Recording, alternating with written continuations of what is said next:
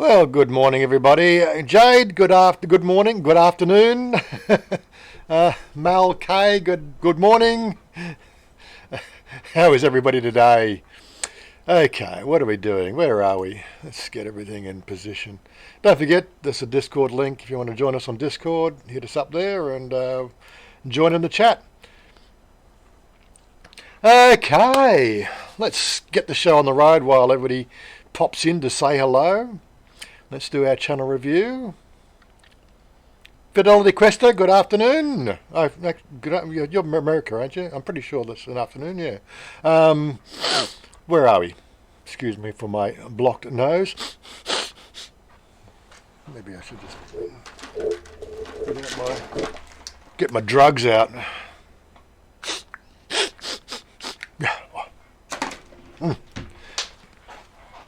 Addy, good afternoon from Campbelltown, Sydney. That's where my mother used to live, down that area. Joe Ford, good afternoon. Joe, no, you're in America. That's yeah, that would be afternoon as well. Yeah. Oh my God. So much for the flat earthers. Yeah, trying to keep track of where everybody's from. Quickly, let's get the show on the road. Okay. As we do, we just normally do a bit of a roundup of what's happening around Thailand. Okay, so again, I don't know why this is my other account. I don't know why I always comes up. Maybe because of the fact that 28 hours ago I released a video. Yeah, so I did a ride out to Snake Mountain. So this is going to be something that you guys can interact on. Like I've got something lined up to talk about today. I was going to talk about online shopping here in Thailand. That was a topic I wanted to bring out and sort of really go through that whole process and what works and what my experiences have been. Or alternative, I've got the long play of that ride, and we can go out to Snake Mountain and back again just on the ride part if you want to do the ride. So that's up to you guys. Just let me know what you want to do, and we can talk about other stuff as well. Lol at you cruising at the way to Snake Mountain at that guy. Yeah, exactly. There's some of the things you have to deal with riding here in Thailand. Of course, on the long ride version, I don't actually bleep that bit out. Yeah, another story altogether. Good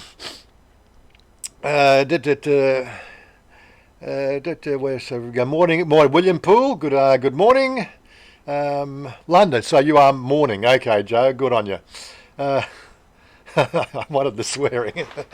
Well, you come over here, Jane, and you can come in the back of the bike. You can hear it. You can hear it live. Anyway, so yeah, I do a ride out to Snake Mountain. It was a fun ride. I just wanted to get out of the house, and that was another thing I did. I found another thing to do to get me out of the house as well, which is meetup.com. That's something else I was going to bring up today. I'll be heading out there January. Okay, well hopefully you'll get to Bangkok maybe, and we'll get together and I'll buy you a drink. Maggie's Journey. Yes, Thai sweet red turtle in southern Thailand. She's doing a little bit of cooking there, and of course her live stream. I can't remember. It was something to do with. She was doing a little trip to China or something, and she was getting ready to fly out. Again, she's doing it all in Thai, so. But just let you know that because I might have Thai viewers here as well. You want to watch, Faye there. She's a happy-go-lucky Thai girl.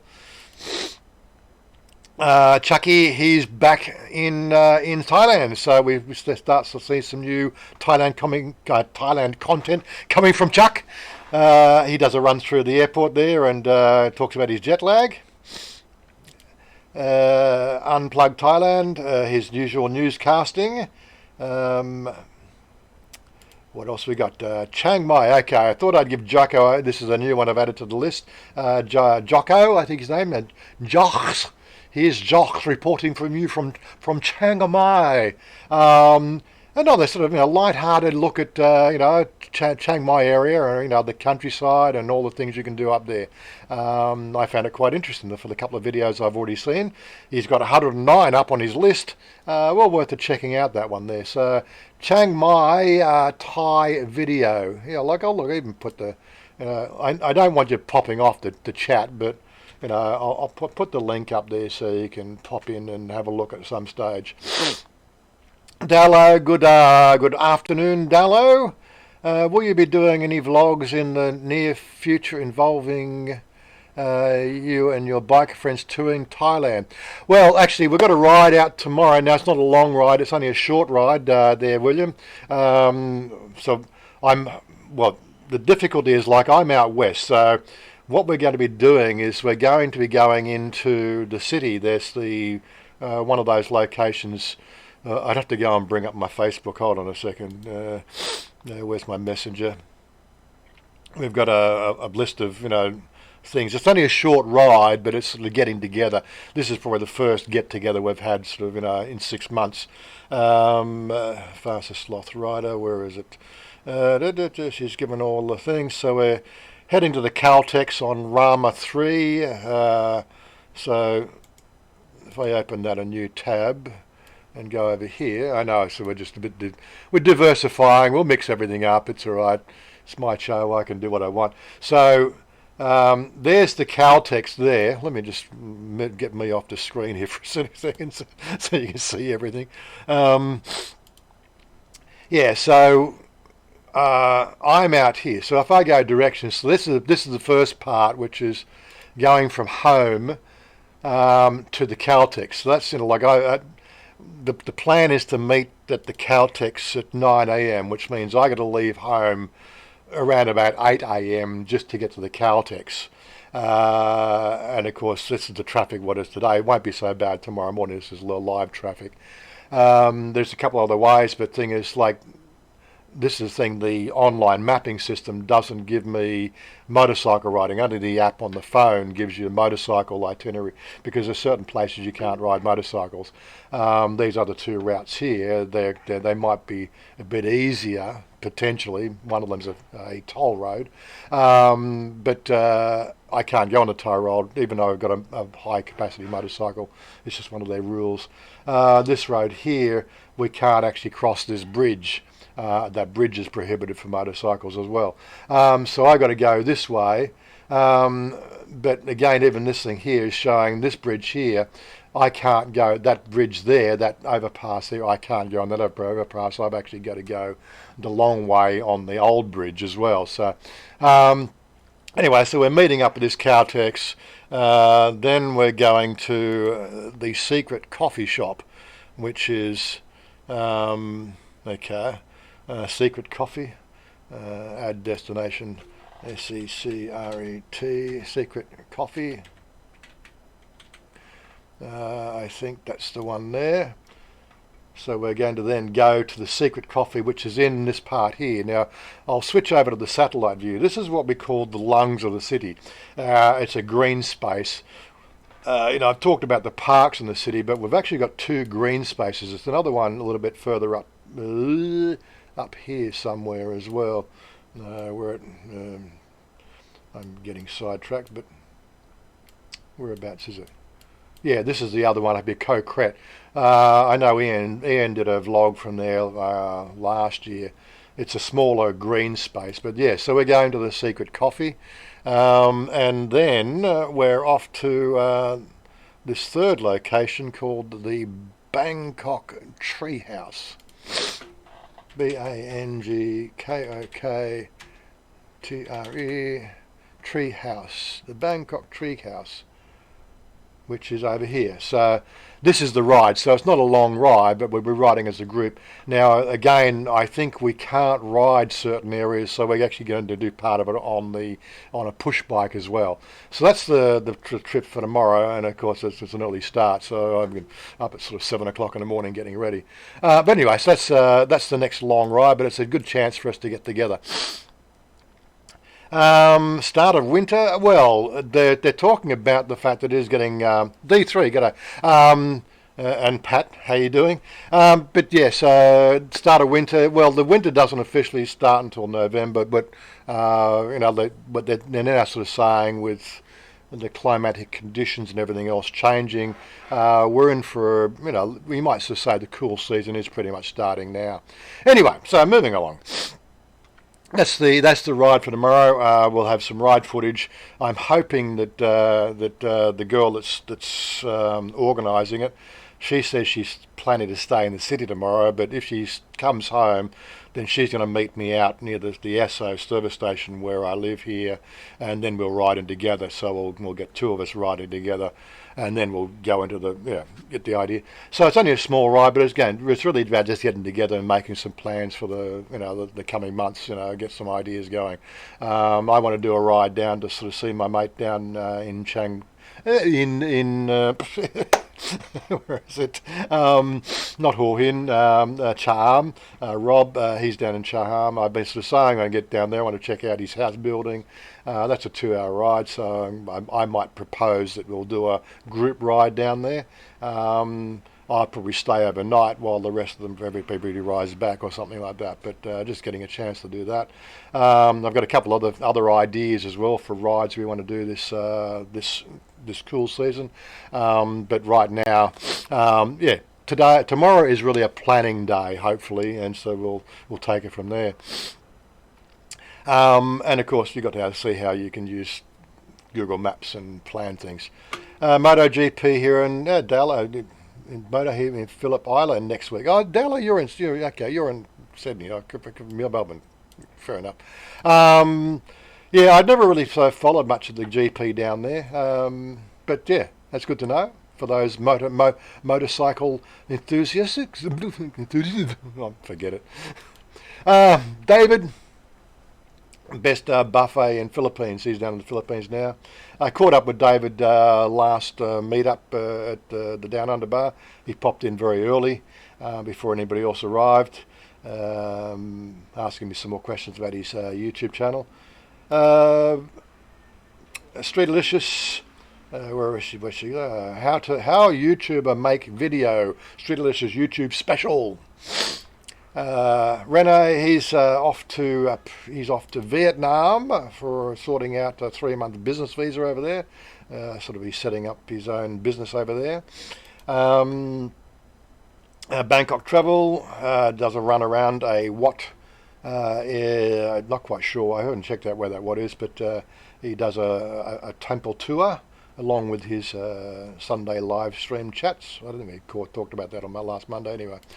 Foreigner Joe, he's back again. So I wonder he didn't bump into Chuck. They might have been on the same plane. You never know. But they're both back in town now, so we'll start to see some more Foreigner Joe videos coming out for Thailand. Scuba Tom will be back in Bangkok in January 7th. Good on you, buddy. Hopefully we'll get together. Direction Bangkok, he's done some nothing vlog. Well, he was doing some swimming and stuff around there and hanging out. He's obviously slowed down his pace a bit. I think he was probably feeling the bit of burnout for a vlog a day there. Dan in Thailand. What else we got? Dan in Thailand here. That's upload Muscle Factory. He does a tour of a gym down there in Pattaya. Eyes of a Thai live stream working on the tapioca plantation there, and she's also got one now. This one here might actually get a few views. She's got her in a leotard there doing some yoga. As you can see, it's already almost double the views that she normally gets. But yeah, Thai's doing yoga. Johnny Siam just doing his weekly roundup from Australia there on Thailand News. That foreign bloke, another sweaty job up there on the farm. Where else we got? Colin in Thailand. We've got Colin in Thailand doing merit making ceremony. Colin's really big on the temple scene. If you didn't know his channel, it's always sort of a nice, refreshing look at that side of temple life, or not that side of Thai life. And temple life is Thai life in a lot of respects. Our Thai journey still doing. He's back here, but his videos he's putting out is still his Malaysia trip he did a couple of weeks ago. Ethan, he's currently over in Korea. He's gone to meet family over there, so he's doing some Korean video stuff. Nick, following up on his soy dog videos there, checking out the refuse, what do you call it? Staying, like where they hang out, taking care of the dogs. And of course he did the gentleman's club pub crawl, which seemed to get quite a lot of views there. Big Fast Betsy, he's done another video. He's off to Bangkok now, leaving Samet. Hello Koreatown in Bangkok. I didn't manage to catch him at the meetup last week. He was in the city last week, but I think he was in and out. Talkback Thailand, he's got he's done these Wednesday live streams. That's just something he's now brought in recently, is the Wednesday live stream, and the two scheduled ones, this normal Saturday and Sunday show. Ian Welldale, Ban Hook border market. Yeah, he's up in Laos there, checking out the border market, which are quite popular places for the Thais. They exchange their wares across the market there. Andy Wright, back in Cheap Charlie for breakfast. Really? Okay. But anyway, actually, it looks like he's live right now. Graham and Pi up there doing a fishing update on her farm there. Outboard Thailand, he's again farm update. I did pop into that, and he's talking, giving it a rundown of his hydroponics system and everything else like that. So and preparing all their peanut plantation and all the things that goes to building a farm. I actually found it quite interesting. Not that I'm a bit of a farmer, but it's just nice to know how to how they go through the whole process. Bobby Crush, thought I'd missed it. How long you been on? I think we only started 15 minutes ago, so we're still doing the channel roundup. So there you go. You caught it at the beginning there, buddy. Serena, okay, walking in Voldem. I think this is another one from her Netherlands series. Thai girl gift, walking around her village in Northumberland. Sound. My sound. Okay, sound is working. Let me just check. I guess it's working. Is that what you mean? My sound. Check my sound. My sound is my sound's working. Okay, good. God, you had me scared there for a second. Been going for 15 minutes and nobody hear a damn thing. That'd be the worst case scenario. Maybe make a better program. You never know. Yeah, silent movies. Okay, right. Well, we sorted that one out anyway. So she's done a little bit of a market village walk around there. Rob, he talks about setting up a bank account. He's been using the travel Charles Schwab card. That's how he's normally doing it, because they refund all those ATM exchanges. So he talks about how he handles his money between US and Thailand. But he finally he realised that by the time he got himself a bank account, goes through all the dramas of the fact that one day that you can go somewhere and they'll want 3 pieces of paperwork and Bob's your uncle. Next day you'll go there, you'll talk to a different person somewhere and they'll want 20 pieces of paperwork, which is typical Thailand. It just goes through that process anyway. It's an interesting video if you want to check that one out. Anyway, he got himself a Thai bank account, which makes it a bit easier to get money to pay for things other places and send money to people overseas. Or that's what I interpreted was going on there with what he was talking about. William Poole, Toon and Lee, always good to see. Funny, twosome, and interesting.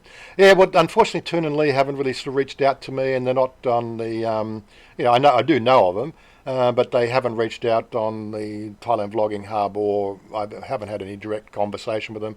So it's a bit of a privacy matter I deal with there until they reach out to me at some sort of level and say it's okay, like Jocko did.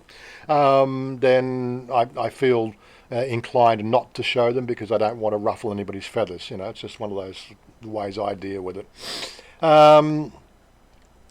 Steph sent you packing mana. And again, so like I do have an association with Steph, but Steph hasn't reached out to me to review his stuff either. Although I'm in communication, he's on one of the chat things with me, but he hasn't said anything. So I just, again, we did have a run in a couple of years ago. When I met him at one of Kevin's meetups there, he sort of indicated to me at the time that he didn't want to be associated with the Thailand vlogging scene. So I've always kept that sort of little bit of a space between us. But yeah, as I said, I don't mind reviewing it, but he's got to sort of reach out and say hello and all that sort of stuff. He's still in Cambodia. So that was pretty much the roundup. So all good. Where are we? So let's go back to large format. Okay. So did I miss anything? What have I got? So for today, what have we got? We've got 20 people watching, or 19 people watching. What do we want to do? We want to go for a motorcycle ride, or do we want to talk about online shopping, or we want to talk about something else? Up to you guys. I will put some thinking music on while you think about it.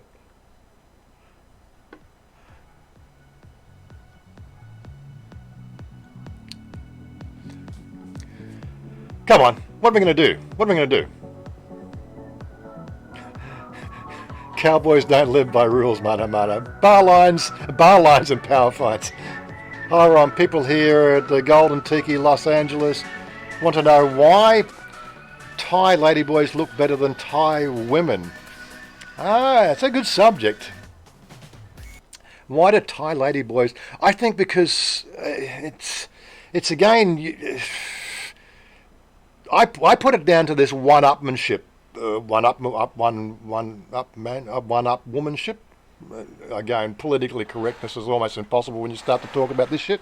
But looking at Chanya and the way she does the ritual every day of, I think she's just waking up in the morning, she's the cutest thing in bed. To me, even without makeup, she's all woman.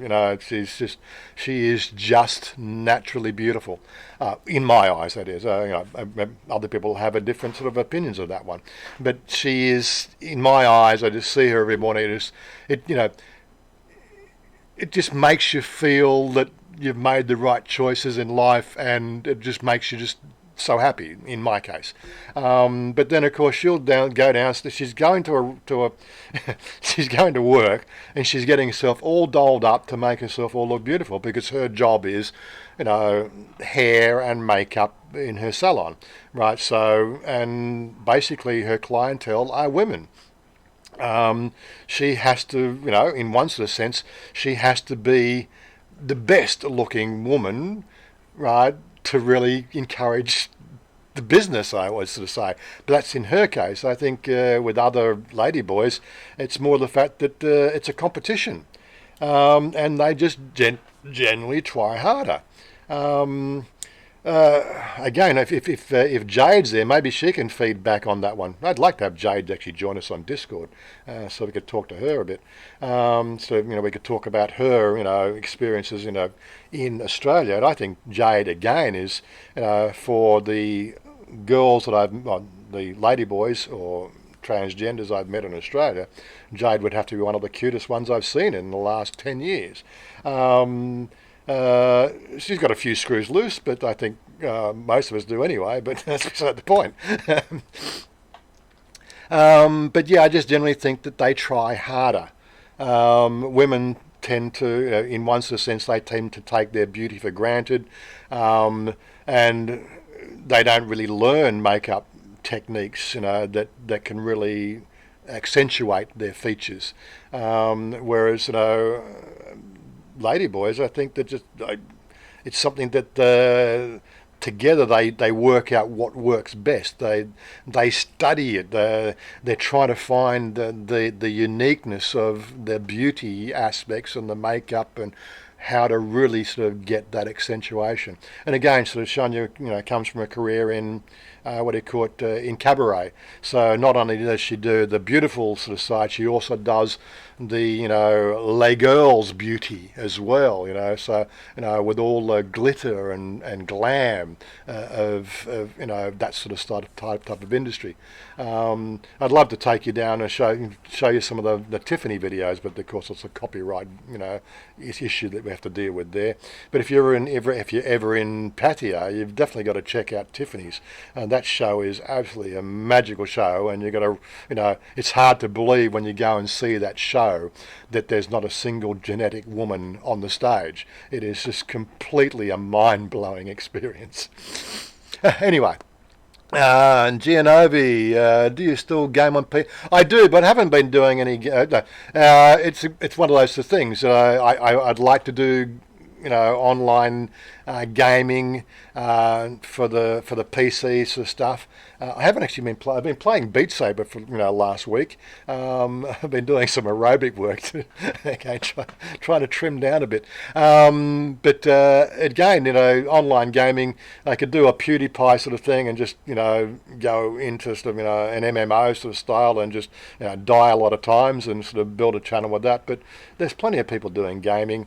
I wanted to do gaming with the people that I meet, the gamers that watch the channel, but currently they're playing Minecraft as well, and quite frankly I find Minecraft a boring game, so I don't play with them at the moment. I've been playing Eve at night, but you really can't stream Eve because it's confidential mission sort of work that we're doing, and we don't want to go into it. You can't really stream Eve because the people playing Eve can use that information to attack you. Another story, long story, won't go into it. Online shopping, please. Pat's got to vote for online shopping, so we might look at the online shopping. Love the theme music. The theme music is from a guy called Fat Rat. He makes his own music. Let me sort of see if I can bring it up for you. Might as well just give a bit of a plug to the guy. I really don't need to plug the guy. This guy here is, where is he? Fat Rat. There we go. Let's go to that channel there. Actually, let's go to that channel on a different page so I can bring it across. Fat Rat, the Fat Rat. Open in a new window. Right, so let's go back here. He does, and of course I can play this because it's non-commercial music. He does some really interesting stuff. So let me just get back into a small view. This is his most let's go most recent videos. Fat Rat Monday. This is a tune that was released November 7th. Interesting.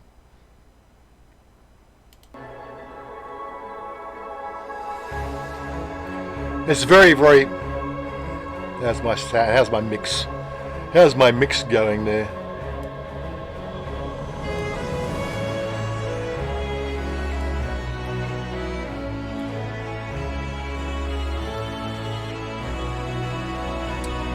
But 132 million views. Oh my God! It's got a definite Highland melody to that one. So that's music, video, so it's a playlist. Music, just trying to get his that's a playlist, is it? Uploads. Okay, what's his most recent uploads? He's done a Q&A with his people there. Here's another one. Again, 2 million views on this one. He did this as obviously, I think, one of those premieres. This is when this is a new song is released. Let's sing a song full of hope, full of pain. Why don't you sing along, my friend? For it's our last refrain. young, ever strong, ever brave. Memories like this never end, no, they don't fade away. Yeah, so he's got a lot of interesting music there. If anybody else wants to look at the artist for their YouTube, it's definitely sort of worth checking out. The tune I've chosen really just seemed to really, it just resonated with me and my personality. It's called I can't remember what the name of the track is now. I downloaded all the pieces from his website. But yeah, so where are we going to? Okay, online shopping, morning. Okay, most of the Thai women I know who aren't in the establishment industry, we know what that means, work very hard. Some of them work 12 hours a day. They don't have the extra spare time to worry about their looks. Well, again, I would have to say that the general female ladyboy population who aren't needing to have the makeup as part of their job role, as Chanya for her salon, and of course the girls that work in the industry. Beauty is really the selling point, and quite frankly, yeah, there's regular. I see them in the normal shops. They don't tend to really doll themselves up. They still try to make an effort, though. You can definitely see there's an effort. When you sort of see them in the retail areas, if they're working in sort of marketplaces in normal daily heat that you get in Thailand, they don't try so much because again, 3 or 4 hours working in like a local market, that can sort of make you sweat, and then of course then it all starts to run and it becomes horrible. So they tend not to wear as much makeup as well. But it does. I think it's just more to the point. It's the biggest challenge with the makeup is to be better than a woman. So that's generally the situation we have to deal with there. Interesting to hear it's a competition between them. Yeah, that's basically, they're trying to, as I said, the women have the pick of the crop when it comes to men. Ladyboys have a very small, defined group of men that want to have a relationship with them. And it is very highly competitive on the women's side. For the guys, that's a different matter. Like, you have got the pick of the cream of the crop. And you basically, if you're that way inclined, don't rush into these things. That's all I can say. Although I did rush in when I met Chanya, that was it. I was taken like that. But that's just my story. But that was 10 years ago. We didn't have the glorification of online media. I think I'd only just joined Facebook 6 months before that. And long story, but I've talked about it on different videos. We'll talk about it another again one day when Chanya can sit with us and do the live stream maybe. Do you have a game console? I'm strictly PC, Gordon. Apart from the game console, I've got the VR headset now. But primarily, I did have an Xbox 360 back in Australia. I gave that away to a friend. When I bought it, I thought it was great. Played a couple of games and, quite frankly, I can't use that joystick shit. That bugs the shit out of me. I use keyboard. Keyboard works for me, and that's how I play games. I suppose if I persevered, I'd eventually learn the joystick. That cradle thing that you put in your hands. But quite frankly, I could never get the hang of it. Being born genetic male, we have to exclude femininity to. Exude femininity. Yeah, that's right. You have to make that effort. That's right, Pat. Again, yes, Pat's a ladyboy. She lives in Australia. She's there. There you go. That's her answer for that one. Fat Rat does a lot of pretty good quality remixes on popular music. Yes, I've sort of seen those, and he does it very well. Like that one there was that first tune I played, very popular. And I'm pretty sure I've heard that original artist, back in the day, the very Highlandy sort of music. my channel's not Highlandy sort of music, so I wouldn't use it. But very well done piece of music, and he does. He's just an incredible artist, and considering there's just one guy doing it, he just I would love to be able to create music like that. Seriously. Personally, I never. Well, of course, I'm not even looking big at the moment. I'm small again. Jade, personally, I never feel the need to compete with anybody. But again, that's Australia, isn't it, Jade? I don't care if people think I'm a pass or not. Yeah, but of course, you're more into the music sort of side of things, Jade. So I think you do dole up a little bit when you go and play live and do your little gigs, don't you? You like to make an effort. And of course, yeah, the attention you get from men is really sort of not the sort of same as what you would get if you were over here.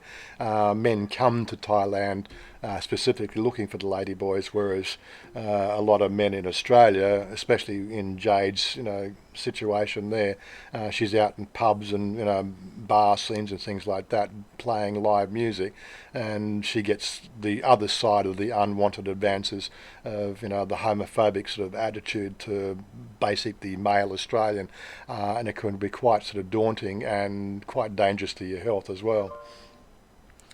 And DTAC sending me a message. Is modern gaming too expensive for most people in Thailand? Well, the average Thai can't afford like well, in my case, a 60,000 baht rig for doing, for just sitting at home for playing games. But they can afford, like 20 baht an hour. I'm not quite sure what the charges are. It's 20 baht or 30 baht an hour in a internet cafe. And internet cafes are still a thing over here. We might not have them in Australia anymore, but they are very popular over here. They're hangout joints, people, they're social engagement places, and they all get in and they can sort of run up a game and play together on sort of console side by side. So they're not really using Discord to communicate over here. They're all in the same room, playing Fortnite or something like that. So they're very popular. There's one just, one around the corner from Chanya's salon. I think we got two in the main soy out here as well. Guys and girls, please hit that subscribe. We've got 29 people watching, and we've got, what is it? We've got 1 thumbs up. Slackers. God, I'll shoot the lot of you. Go on, hit that thumbs up. Yeah, you're an entertainer, Jade. That's what I like to sort of, you play guitar. You play guitar not too bad at all. When I got to Thailand, when I got to Thailand, I get a lot of it. Yeah, I bet you do. Being blonde, you don't find many blonde ladyboys over here. It is sort of one of those sort of special attractions. I won't say much more about that. Of course, most Thais have black hair, you see, and black hair going blonde just looks like straw. To get a nice cherry blonde, it's almost an impossible. Cherry blonde or cherry? Is it? Yeah. I think the style is a cherry blonde, where it's sort of got a little bit of a red highlight through it. To get that sort of style of hair colour, it's almost impossible for a Thai to actually get that colour without completely ruining their hair. Thulsa Doom pizza was not very good. Next time I will go to 7-Eleven, better value. I don't know. I ordered pizza from was it Grab. I don't like Pizza Hut pizza here. I think Pizza Hut pizza is just almost as bad as what is in Australia. But the pizza company, I've never had a bad pizza company pizza. And when I order from line, we are ordering from the one that's only sort of 5 kilometres down the road. It's here in 30 minutes, and it's always still hot, and it's great. I love it to bits. I'll probably do that once every couple of weeks. Or if I'm not ordering in, then when we go to the pizza company with Chanya, always loved it down the Big C as well. They just know how to make a decent pizza. Jade, I don't really go through into the transphobic stuff here these days. I pass well for these days. There's rare people who have realised. Yeah, well, again, so I think you've come into your own sort of your own beauty there, Jade. And again, I have only sort of seen the photos, and I haven't sort of seen you live for a while. I haven't seen you for 7 years, face to face. And was it for 7 or 8 years? When was the last time we got together? I think 2009, 2010. Geez, wow. God, time flies, doesn't it? William Poole, whatever makes a person happy, their own choice to live however they wish to. Only one life, and God, yeah, that's right, only one life. We were talking about this yesterday at the meetup. Actually, I might just throw that up there. If you are coming out here, like I'm going to do a video on it. So let me bring up the thing here.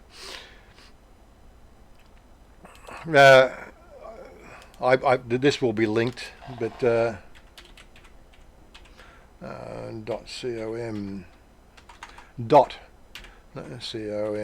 So, although I won't actually show you the group, that'll be in the video.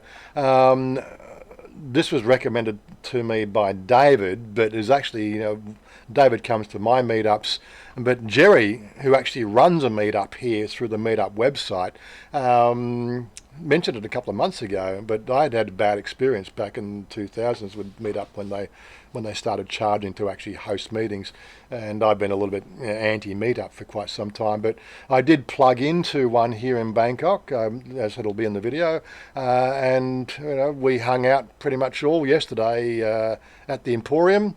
The meetup was broken into 3 sections. We had morning tea, lunch, and then afternoon tea, and I got to meet probably about 30 different Farang, here, living here, and we got the I didn't get to meet them all, but got to meet some new friends and sort of made new friends, and I thought it was actually quite a lot of fun. So that's something that I've got a video coming out about that next week, but it's something I'm going to be plugging into more because it's going to get me out of the house again and get to meet new people and sort of see how the other half live. So if you're over here, definitely check out this meetup.com. There's plenty of things happening in the Bangkok area. This particular meetup that I was with is one of the most popular.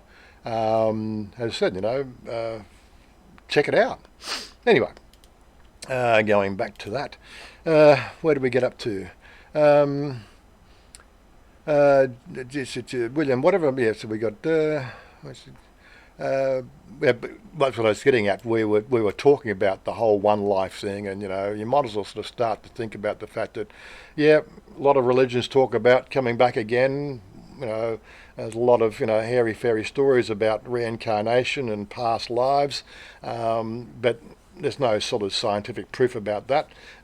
You've got one life, live it well, live it to your fullest, and enjoy it. But don't be reckless. The idea. That's my attitude. Don't get too reckless. You want to have a lot of good days ahead of you, and not just live life to the fullest for one day and then end up in the grave tomorrow. Have a little bit of concern.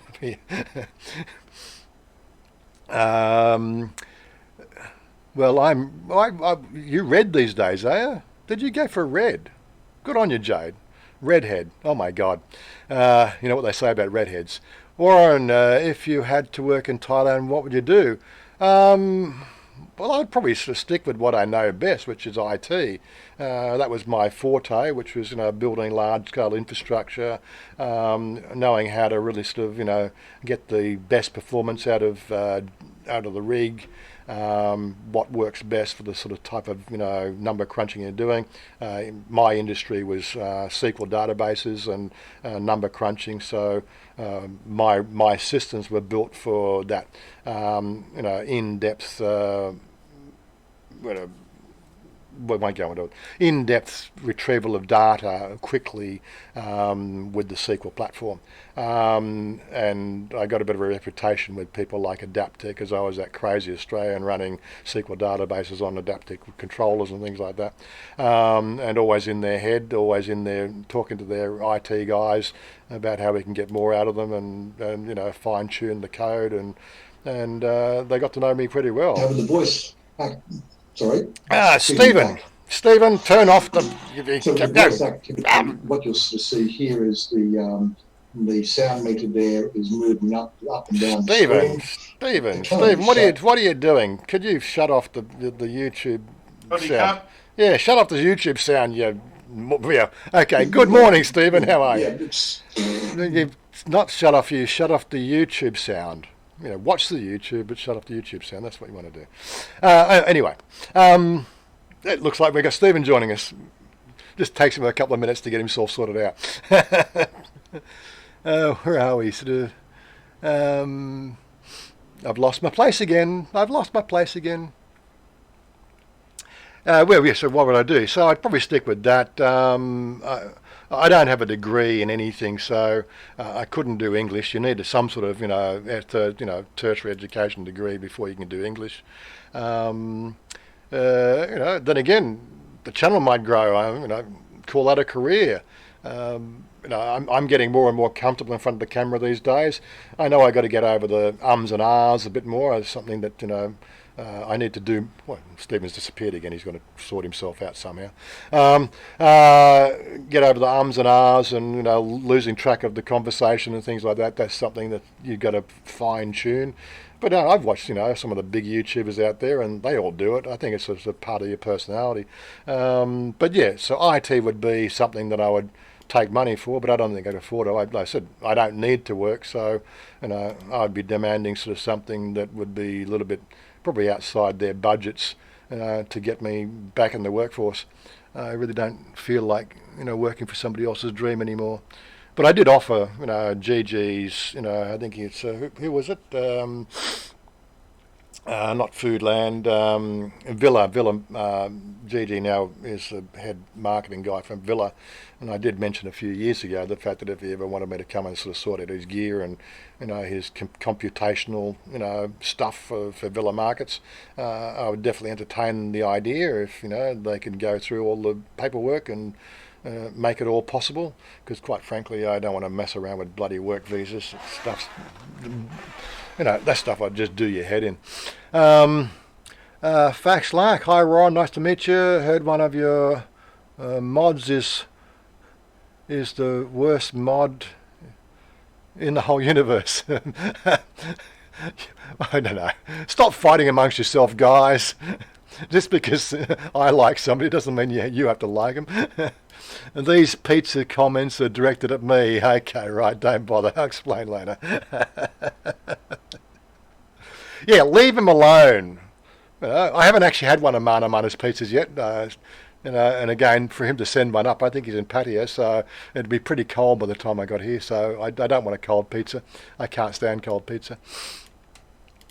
But yeah, stop picking on people, okay? If you can't say something good about somebody, don't say anything at all. Stop being paranoid. Simply miss. Gordon's live. Good afternoon. What do we got? So, well, it's not even afternoon yet. Where are you, Gordon? I can't remember where you're from. Moonlight, Jade. Jade, transgendered, accepted as from what I sort of seen, generally not. Jade's obviously sort of found a little bit more acceptance recently. It sounds like it. After your stream, I'll send you the links to my movie. I'm nearly finished based on Hitchhiker's Guide to the Galaxy. Really? Okay. That might be interesting. I know we did a ritual down in sort of 2004 in a Euphoria about Hitchhiker's Guide to the Galaxy. But yeah, that's another story altogether. Mana, everything is all right. Stop picking on him. Swaddy Clark, Stephen Monash. So you're going to come on and join us here, or basically all you got to do is just make sure you mute the live stream and just talk on the Discord. It's not hard. You're always welcome, Stephen.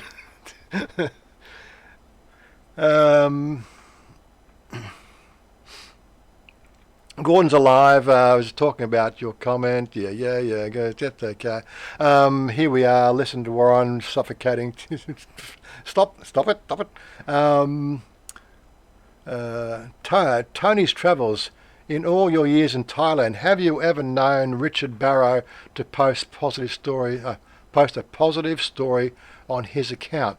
Okay, so here's the deal with Richard Barrett. I think he does a good job of getting some interesting articles out, but now I follow a few channels, a few Twitter accounts on my Twitter account, and I repost those Twitter accounts. He has been the only person to find that offensive, so he blocked me on Twitter.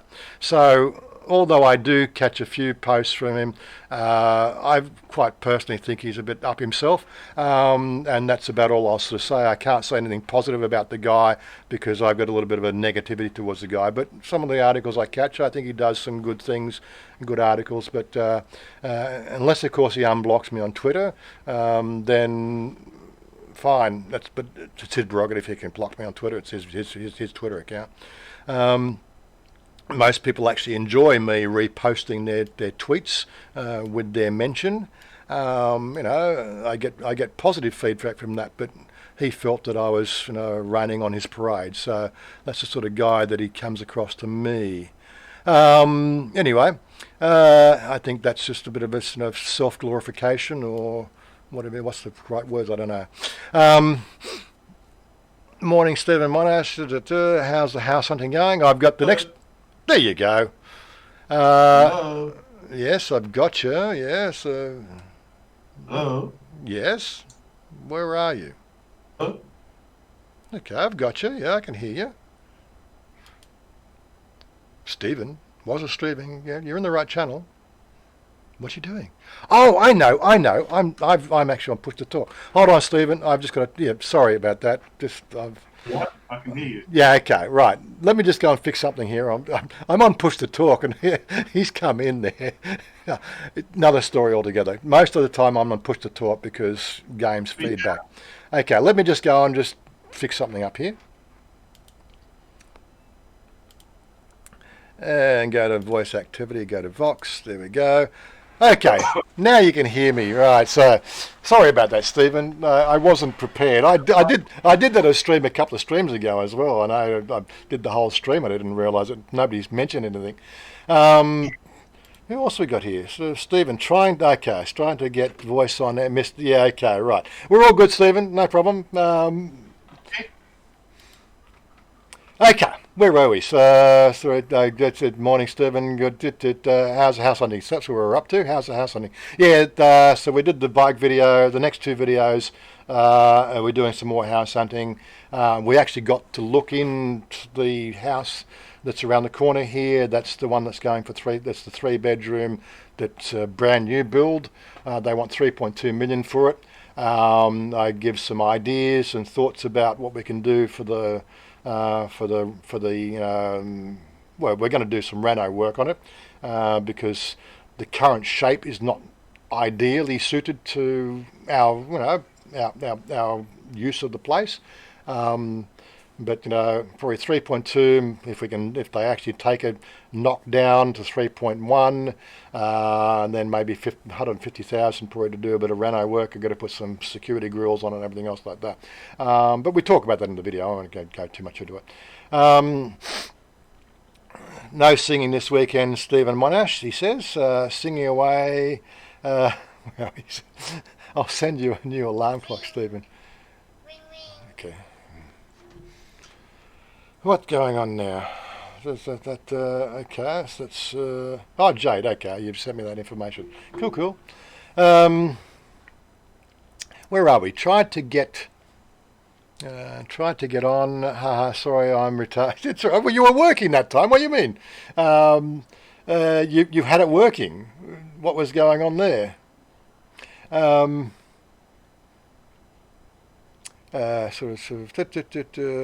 to get on. What happened to the Godfather, Jeff Carter? I haven't been following him much these days. I'm not subscribed to his channel.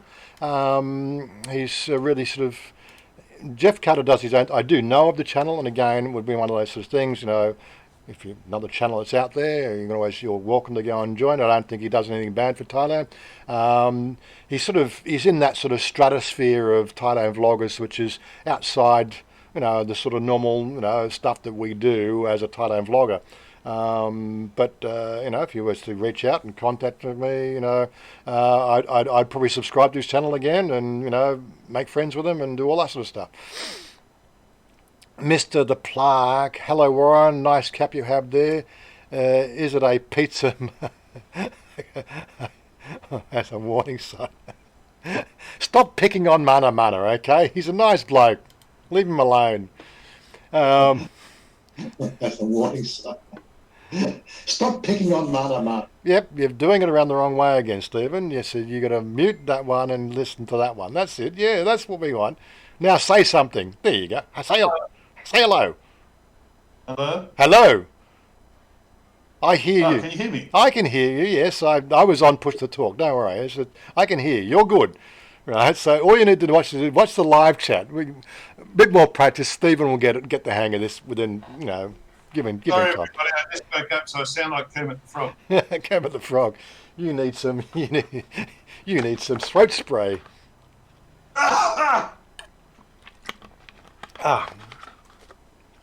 Anyway, where were we? So, okay. Nice cap. Okay. So,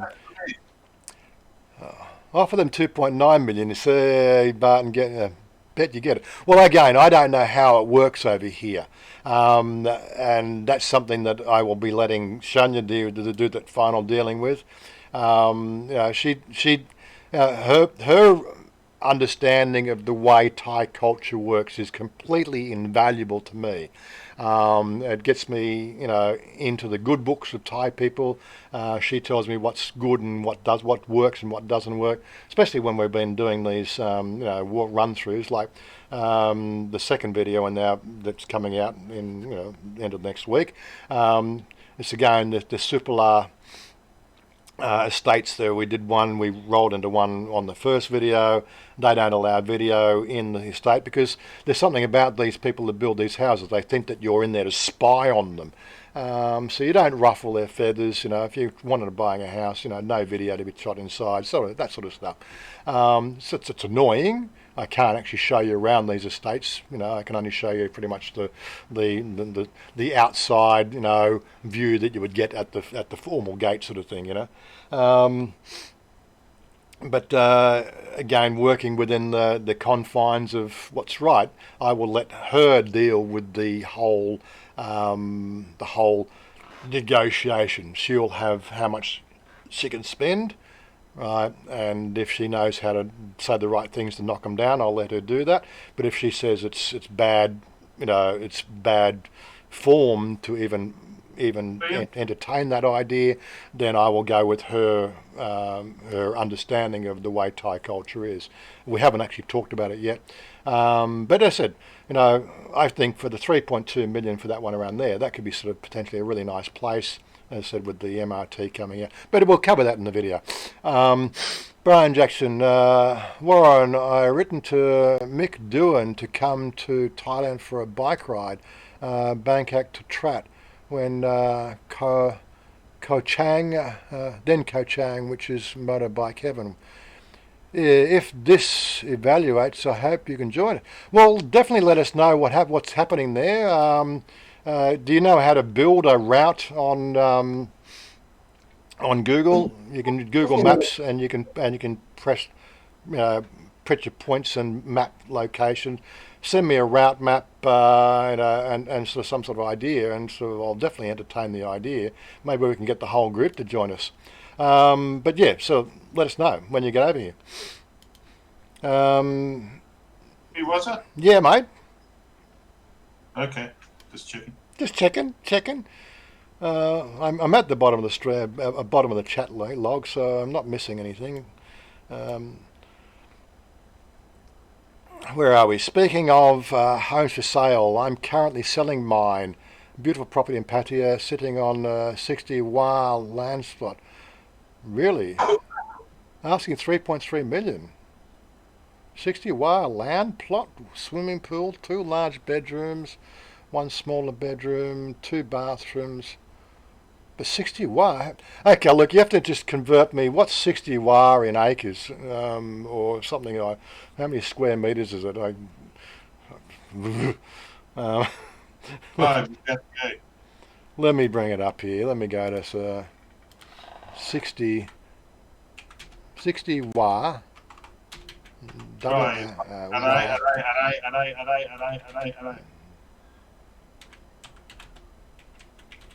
Array, 60 tons.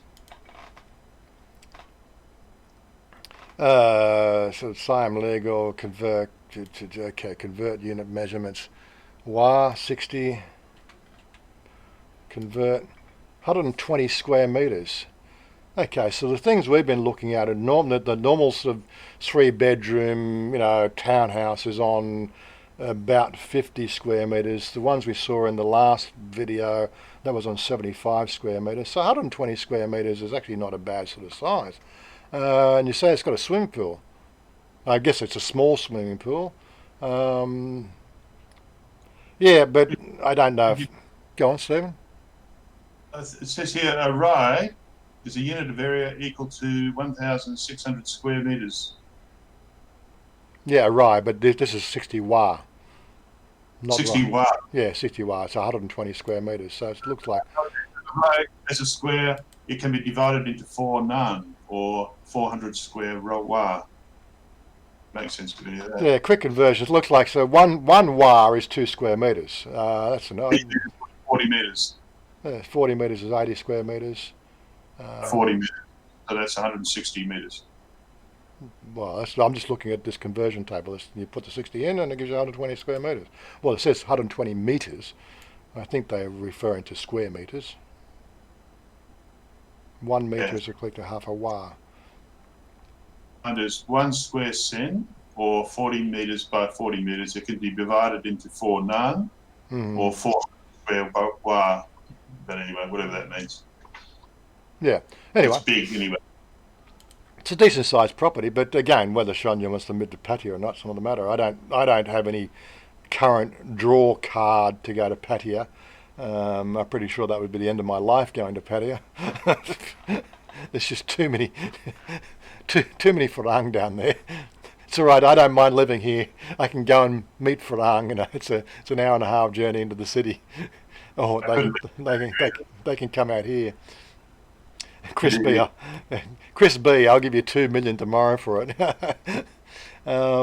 Gordon, have a great day. Good. Thanks for joining. Where I said, please hit subscribe. And yeah, so we got still.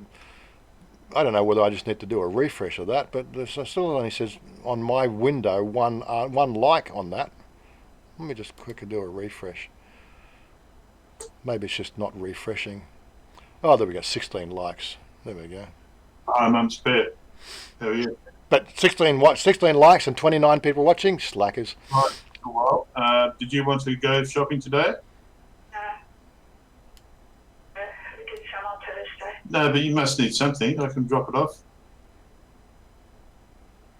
Come on. Stephen's talking to his mum. Go, Mum.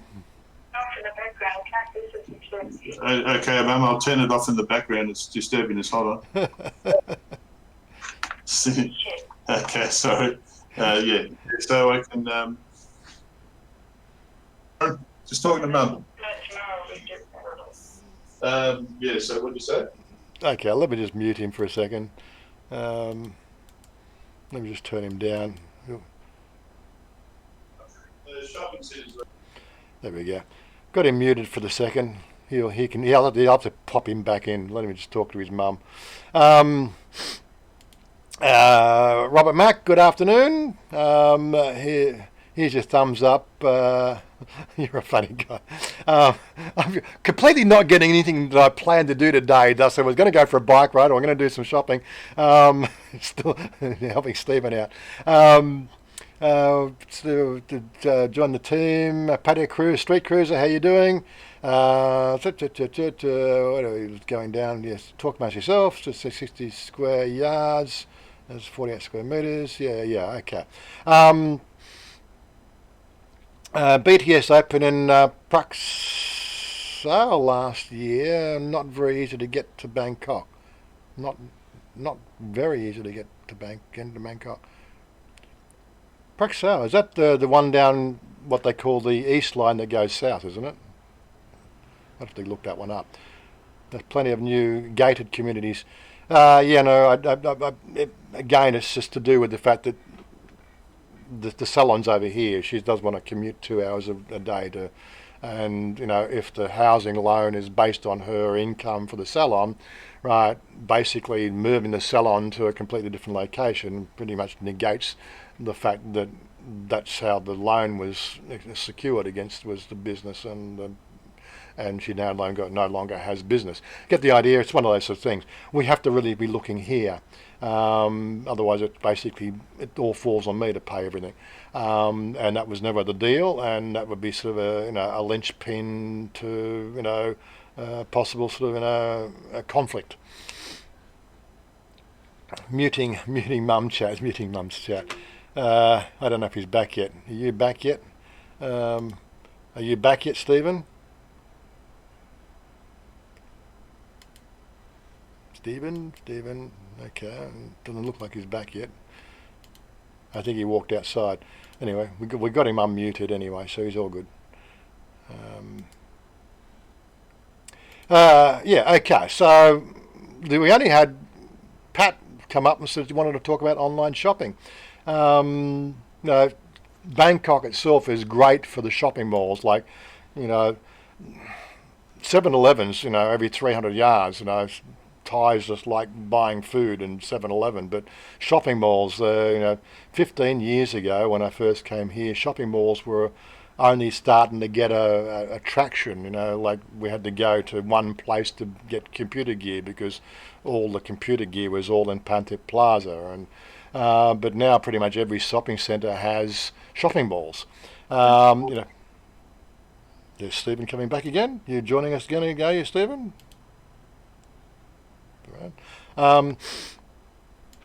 Yeah, so I was going to throw up a few web links. Thai web resources. No, that wasn't it. Online sales. Bart sold. Yeah, I got a few here. Where's the other freaking damn? Where did I put that stuff? Oh, live stream discussions. There we go. That's the other folder. I've got two folders on my desktop. Let me just put those into here. Right. Yeah, so let's start talking about different online shops. So, apart from the fact that we've got malls, malls are everywhere, and pretty much you're going to be able to get everything in the mall if you want. But if you really want to start to discount shop, the online shopping systems over here in Thailand have really got a bit of attraction now.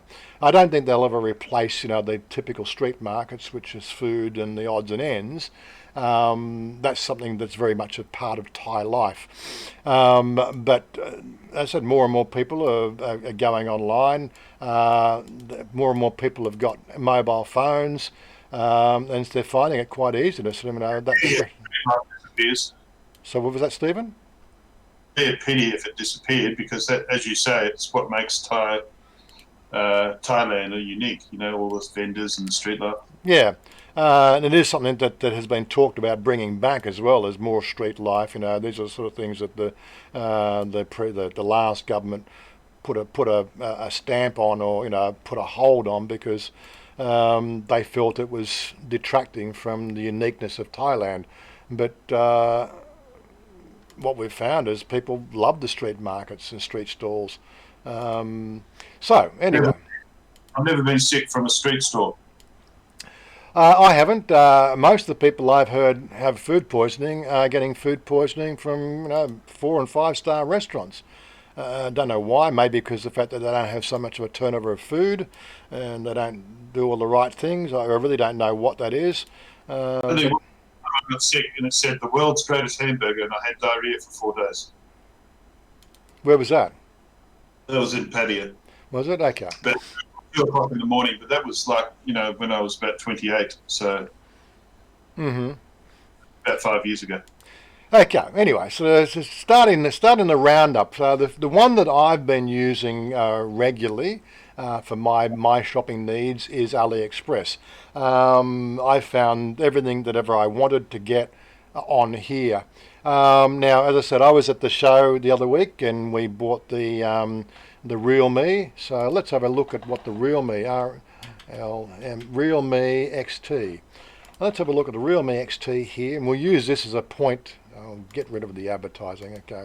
Okay, so Realme X2, X8 gig, 120. Sort of, we wanted it in not in US dollars. We wanted it in Thailand shop language currency in Thailand baht. What this? Oh dear, dear. THB. So THB. Let's have a look at it in Thailand baht. Okay, so there we go. That's the same phone I bought. That's 10,934. It's a few baht cheaper. Two sold there. Realme X2, not the same. Might have to make it a bit wider just to fit the page. Unique. Nobody. What was that, Stephen? Phone's unique. Nobody's heard of it. Well, that's what I'm using. I bought it at the show for 11,000 bucks while I was using it. I've just bought it. It's a good benchmark we'll use to do some comparisons on the shopping sort of side of things and which one's going to come out the best. I thought something relative to the channel, you know. That's why I'm using the phone price. I could use something or other else if you can think of something else we can compare. But as I said, the Realme XT 128 gig phone. That's what I just bought. 11,000 baht. I got a couple of Bluetooth extras and an extra battery pack and everything else. I probably got 1,000 baht worth of extras for free. So effectively I paid 10,000 baht. You know, what's the shopping price on these online shops? You know, if you're going for something like this thing here, what's the shipping cost to Thailand? So the 128 gigs, that was the white 128, well, the 128. Oh, stop asking me again.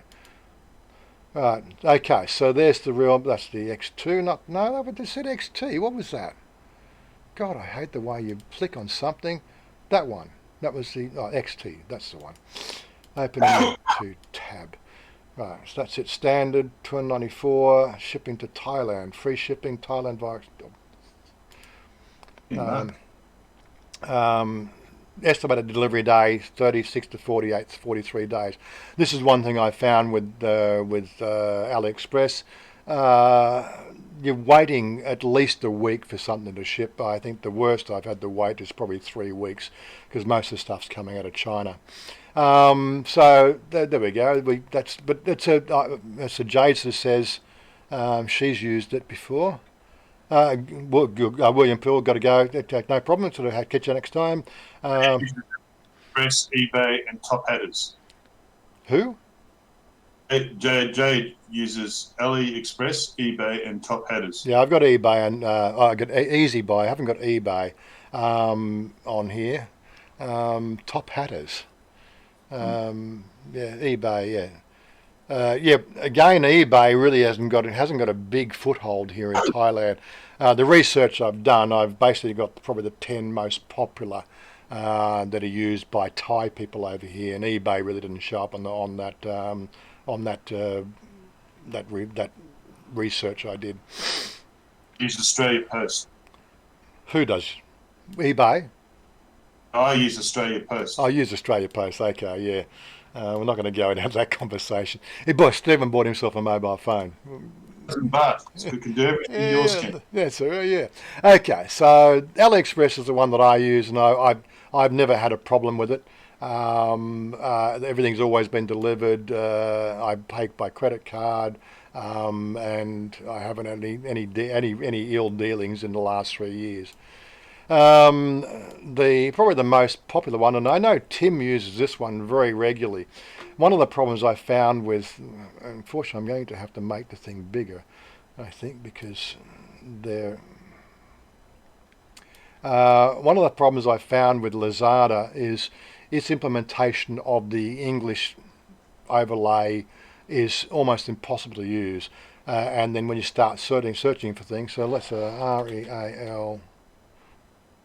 Yeah, Realme XT.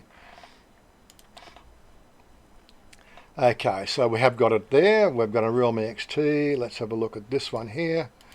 10,000. That's 64 meg, 64 gig, 128 gig. Yep. Same price as I got at the markets, no discount, so I'm still feeling good the fact that I got a good buy. Free delivery, estimated free delivery enjoyment with a minimum five. Yep, cash on delivery available. 1 year return. How long do they take? Would it take to get here? They're usually quite a lot quicker. Lazada is, unfortunately, I've got to log in before I can find that out. Shipping time with Lazada, from what Tim tells me, has always been much quicker than AliExpress, so that's a definite consideration. One of the reasons I haven't used it is I've always finding what I want on AliExpress, and the other time, half the time when I'm trying to find stuff, their English language doesn't work, and another time I tried to buy something and there was something wrong with the website. Their IT staff really aren't up to the scratch of AliExpress, and they actually had to go through a whole bunch of rigmarole to actually remove half completed purchases, which wouldn't actually bring me to a checkout. So again, I've just had less than favourable experiences using Lazada, so I've steered clear of it. But it is probably one of the most talked about online shopping sites in Thailand. The next one would be this one here. This mob here actually contacted me via email, and as you can see, we're having a bit of a difficulty with the language. We'll include a headphone and mic as well. So find English language, see if we can see. Okay, so we've got an English language there. A lot of the ads you'll see. This is one of the things I find a little bit annoying with Banggood. That again, it's not. They're not targeting an English-speaking audience. It's targeting Thais, and I can't run a translator over these pictures. I have to actually get out my mobile phone, take a picture of the picture, and then use Google Translate to see what the picture says before I can actually find out what they're selling. But I just find again this implementation of the translation can be a little bit annoying. We're running down there. It's actually it's now actually cached the pictures. Again, it's just something to do with the way they've built the site. They've contacted me, but again, Realme, REALME XT. Oh, that's a TX. Let's try XT. Would be helpful. XT.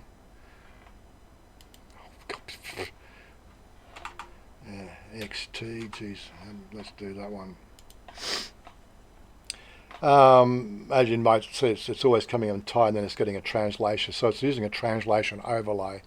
Actually, no, it looks like my Google Translate is translating it automatically. So that's another thing. If some of these sites, invaluable things you need to look at is more tools, extensions. Make sure you get these extensions in. I can hit me up. Google Translator, yeah. Put the extension in your Google Chrome. This particular is not Google Chrome. This is Brave. It's a Google Chrome clone. Again, not so much tracking on Google. But yes, extensions, that's what you're seeing. And although I did select English language, it's still presenting in Thai. Turn translation off.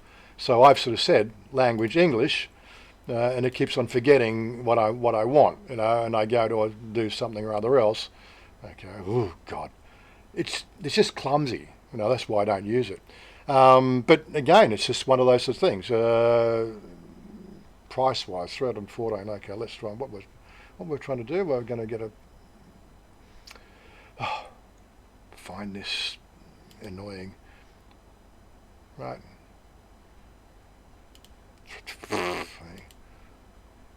Okay, so for some reason I'm selecting the language English. They're actually using the Google Translate. What I'm trying to do is I'm trying to find price-wise. There we go. Sort of price in US dollars, price in Thailand baht.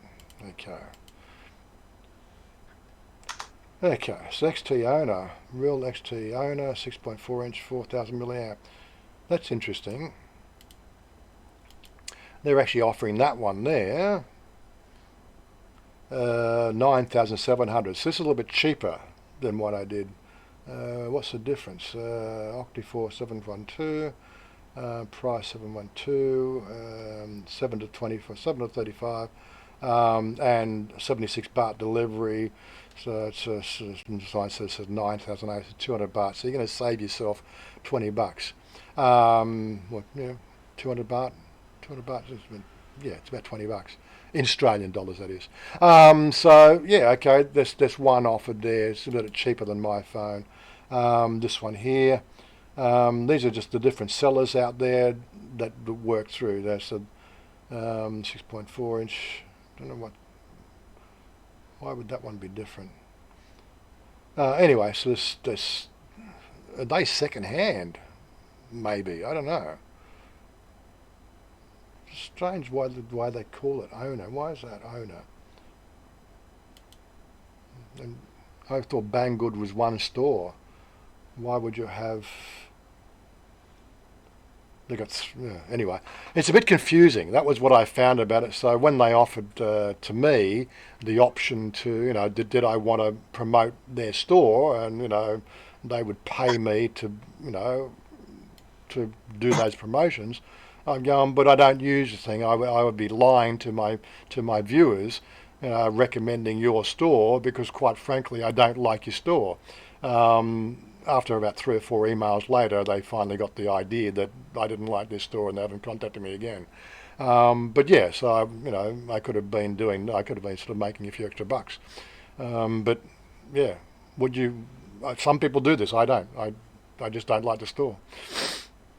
Anyway, Easy Buy. This is another one that's quite popular over here. Again, Realme. I should probably case this. Realme XT. Okay, so they're not actually selling the phone, so they don't have don't have the Realme phone, so it's a bit hard to actually do a comparison there. Not quite sure what they particularly sort of do here. Let's have a look at mobile phones. What sort of phones do they stock here? Oh, stop. Okay, so what do we got? The phones, happiness, Huawei. eBay, is it? eBay, is it? No, it's Easy Buy. This is another Thai site. Taiwan. Not actually seeing what brand specifically they sell. I'm trying to just get a bit of a sizing on there. What else we got on there? Okay, we've got a button.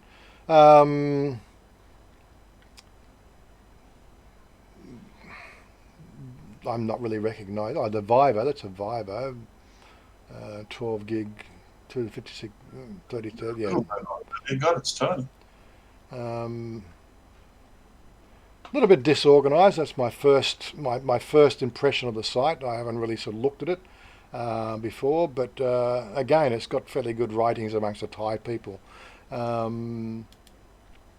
What other things do they sell? So women's fashion. Foreign or just in Thailand? Can't really tell. I'm using. Well, that's actually it's giving my language English, but it is a Thai site, I suppose. Is your primary site? Probably Thai prices as well, isn't it? Like, yeah, it's really hard to sort of make out. I'd have to think of something more generic. What would be sort of something we could sort of use as a generic price rather than IT? That would be so. eBay, probably. It's hard to tell. Yoga, swimming, cycling. There seems to be a fairly big, decent sort of range there. Anyways, that was my point. Where to buy? This one here again is translate to English. Let me just have to run the overlay because it's KD. Translate this page. Log in, register. This is really specifically a Thai site. Yeah, KD. KD. It's very, very popular amongst the Thais, but doesn't cater well for us, foreigners. REALMEXT. A lot of second-hand goods on Kaidi as well. Realme, so it's a Realme XT, 8,900 Bachon Buri. Looks like this is a second-hand phone. New condition, says one off.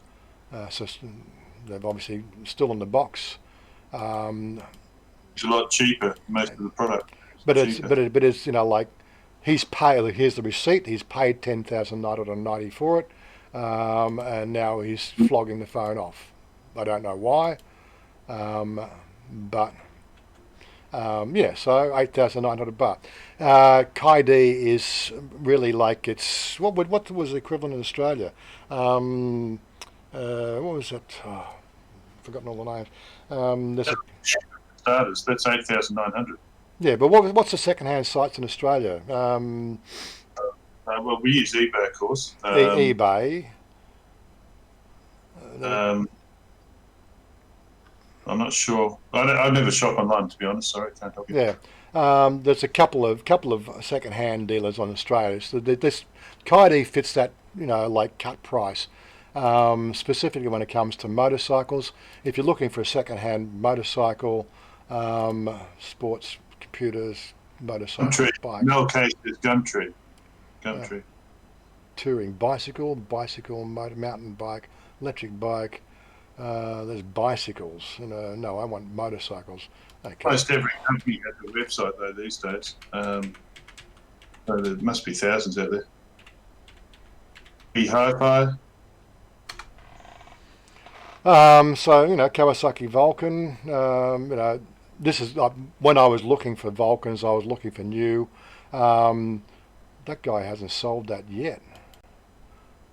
That's been up there for a couple of years now, I'm sure. Still hasn't sold it. 69,000 baht. Proper V twin. Maybe Hi-Fi, Warren. That might be one. A what? They would have their own website. Who? KD Hi-Fi. KD Hi-Fi. Well, that's JB JAY JB Hi-Fi. JD Hi-Fi. It didn't come up. That's a particular vendor itself. What I've done is the research on what is the most popular around Thailand, not specifically focusing on one. Of course, this one here did come up. This is obviously Central World sponsored.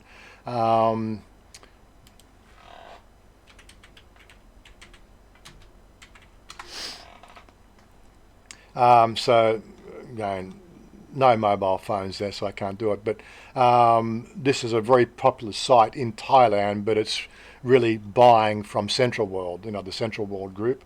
They got, the stuff that you'd find in the major supermarkets, but beauty, men's, women's, kids, home, technology.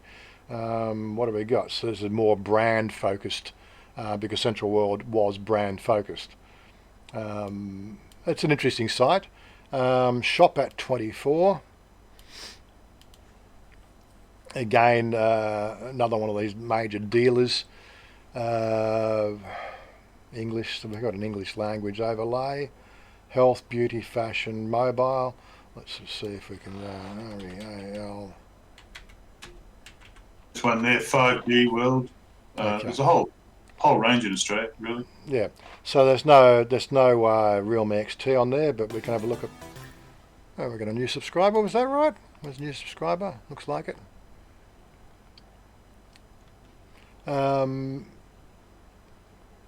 Okay. So where was I looking? I was going through here. Mobile. Come on, stay on screen. Mobile. What have we got here? Mobile phones. Huawei, Samsung. Okay, so we got a bit of a brand. PokePhone. Tim's always raving on about the PokePhones. 12,000 baht. That's a half decent option. I'm not quite sure what 6 gig 128. Vodafone has one. 5G World has one. What? They're all Australian sites. Yeah, I was thinking the second-hand sites in Australia. That was what I was making a point of. Let me see if I can find my second hand. Samsung phones here. So a little bit more easier to sort of shop through on brand. You've got a price slider as well. Shop at 24. I don't know who actually builds this one here. Who's this one by? Let's see. Video. Oops.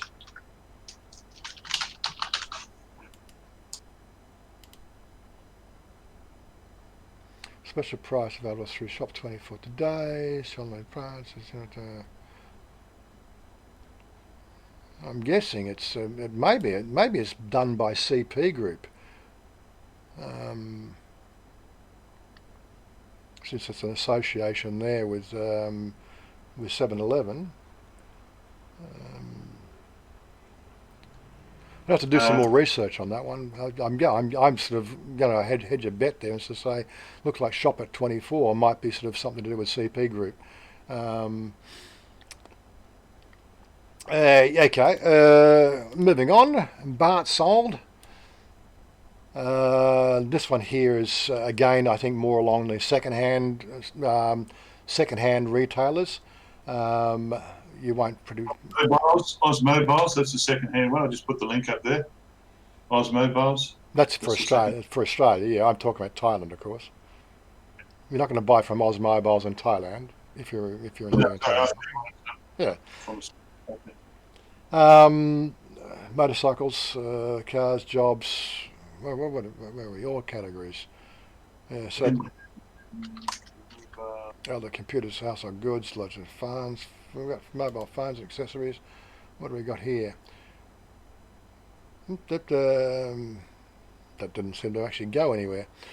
Mobile phone, select the location. Okay, Bangkok. MK seems to be one of the big ones in Thailand. MK. Okay, this does look like a second-hand dealer as well. Bart sold. So we got KD and Bart sold are the two primary second-hand distributors, or sort of sites. Second-hand mobile shop. And last but not least, we have Thai Car. Again, this is another one I sort of say. This is where if you want to look at pricing on, I think new and used cars. Sort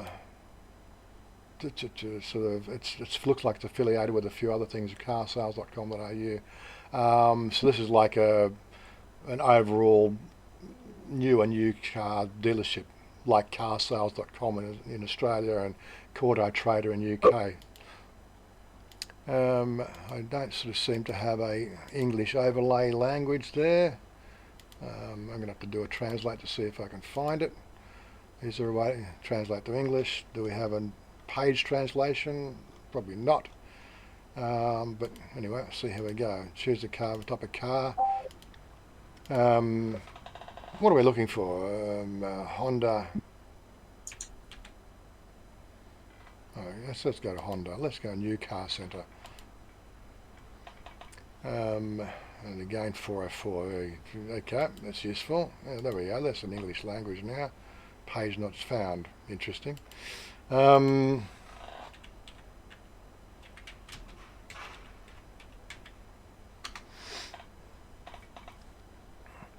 Honda Civic 2016, 689,000. Yes, looks like pretty much used cars. But there are probably going to be some dealer options as well in there. These things here look like the second-hand dealers, the way that they've been presented. One2car.com. Those pictures there. Looks like one2car there. That's one2car.com. Was that where we started? Okay, Thai Car. Okay, so thaicar.com looks like it's also affiliated with one2car.com. Yes, they're the online retailers and things like that. I thought I'd just throw it up there as a discussion point. They seem affordable. They seem quite affordable. They seem affordable for a second-hand car. 5 million. Land Rover. Ooh, scary stuff. Ferrari, there we go. Ferrari, 31 million. Ooh. Cheaper models there, but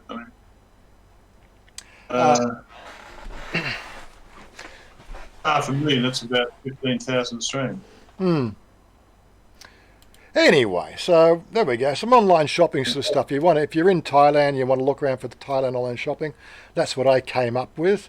And we've got Ridiculosity. Somebody's joined us, but he hasn't actually come on here and got his voice part working yet. Where are we? So let's go back to here and there. My voice is working. Yeah, you've got your stuff all sorted out. Didn't take long. Anyway. Where are we? 19 people watching. So Around 21 watching, yeah. 14 thumbs up. I've got 16 here, so it tends to vary. I don't know why it tends to vary. It's 19 again. 19 watching. Yeah, it's the auto refresh seems to be not working today.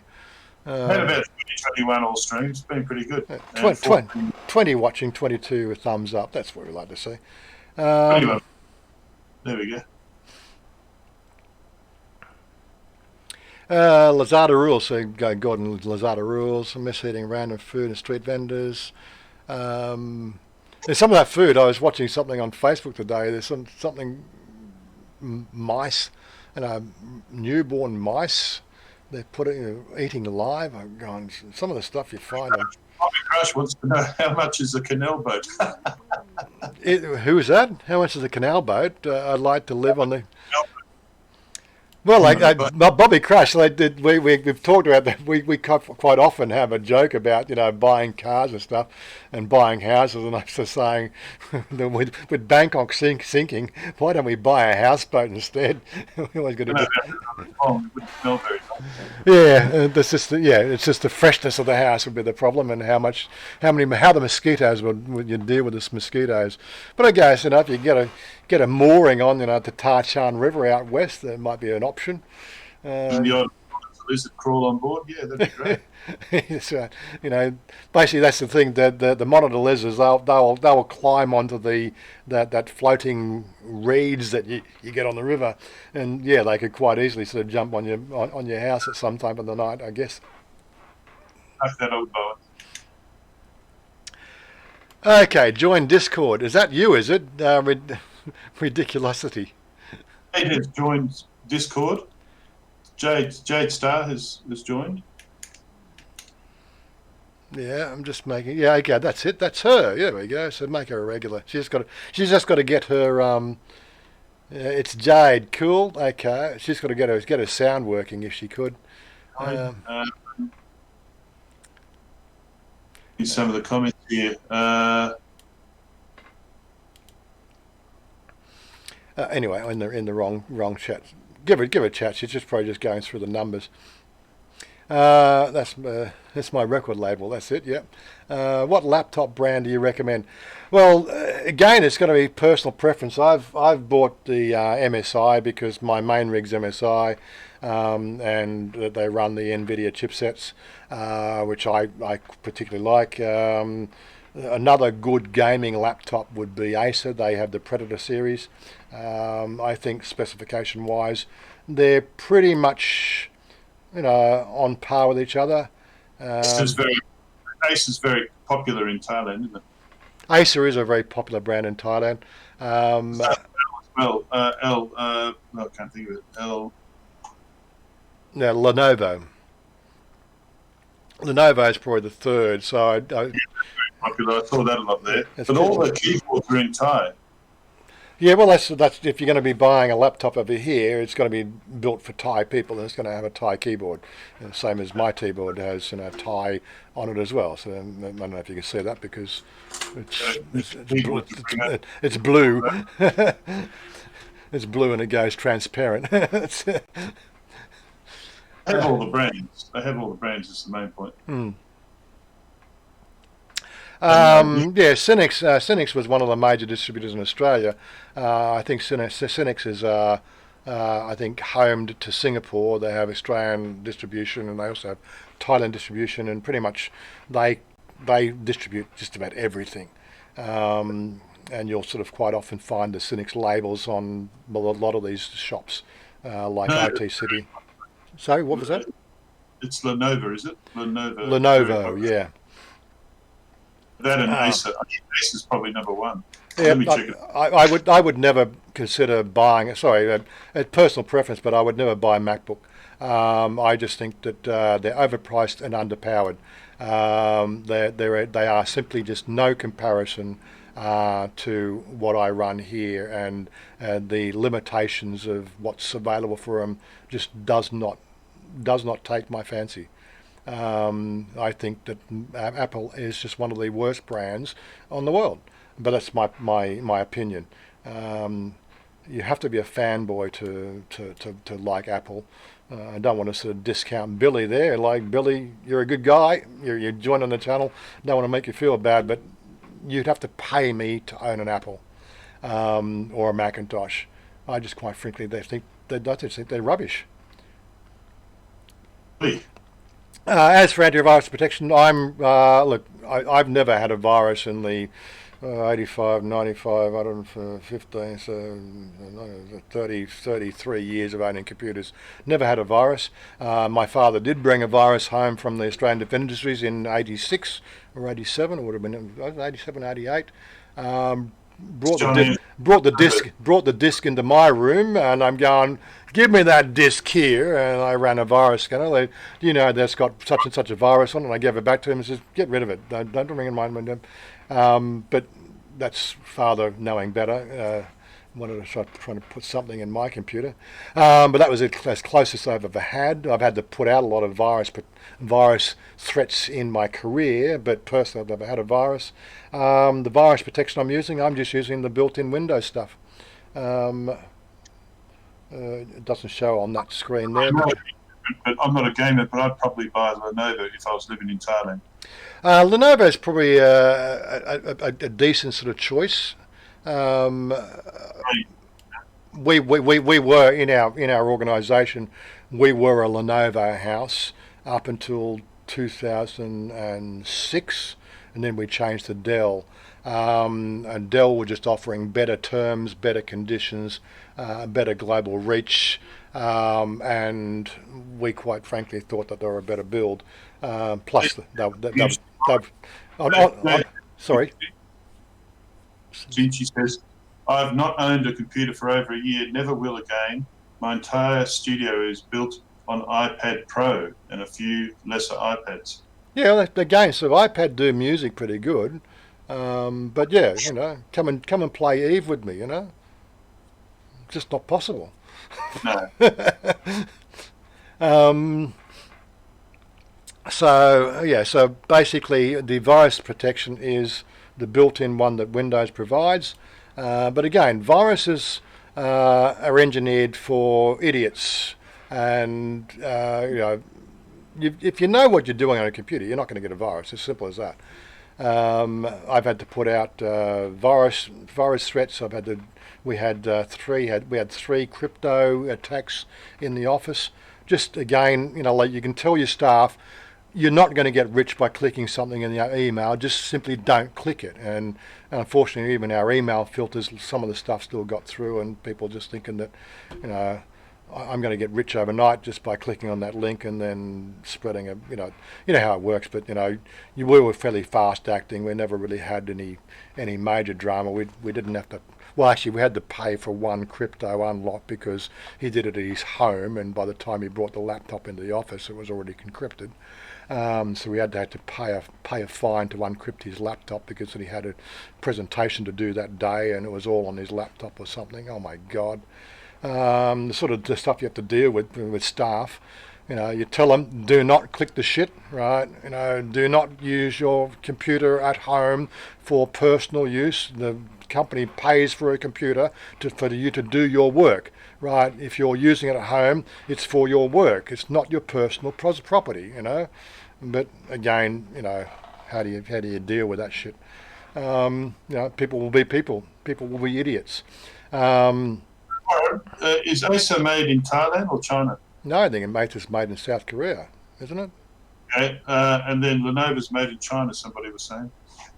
Lenovo's, yeah, I think it is. Lenovo's Chinese.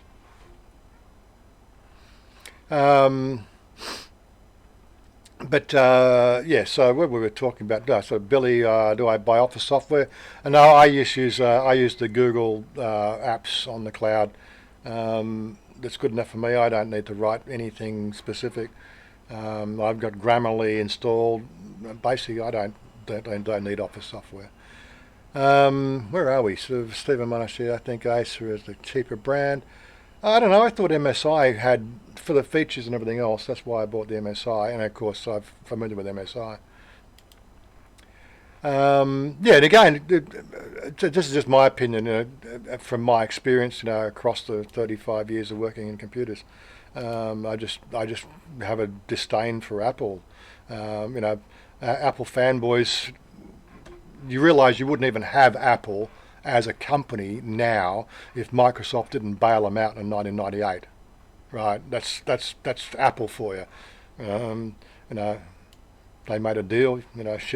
I might ship Office software, and then we'll Very peculiar design to it. Sort of, I don't know. It looks a bit heavy or something. I don't know. I don't know. It's personal preferences. Um, I was John Anderson. I was living in a condo, but being a cheapskate, I used only a fan in the condo, not air conditioning. Well, depends. The condos can get a bit on the warm side, but if you're in a condo and you've got the adjacent walls of your condo, people using air conditioning, then you're going to benefit from that, aren't you? Because the fact that the only heat's going to come in through the window, and you could probably save a bit of money on that one. Agree, Mac is expensive, but it keeps its value. But again, it keeps its value with Macintosh people.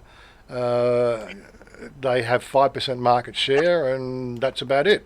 How they manage to, rip you off for $1,500 for $1,500 US for an Apple iPhone?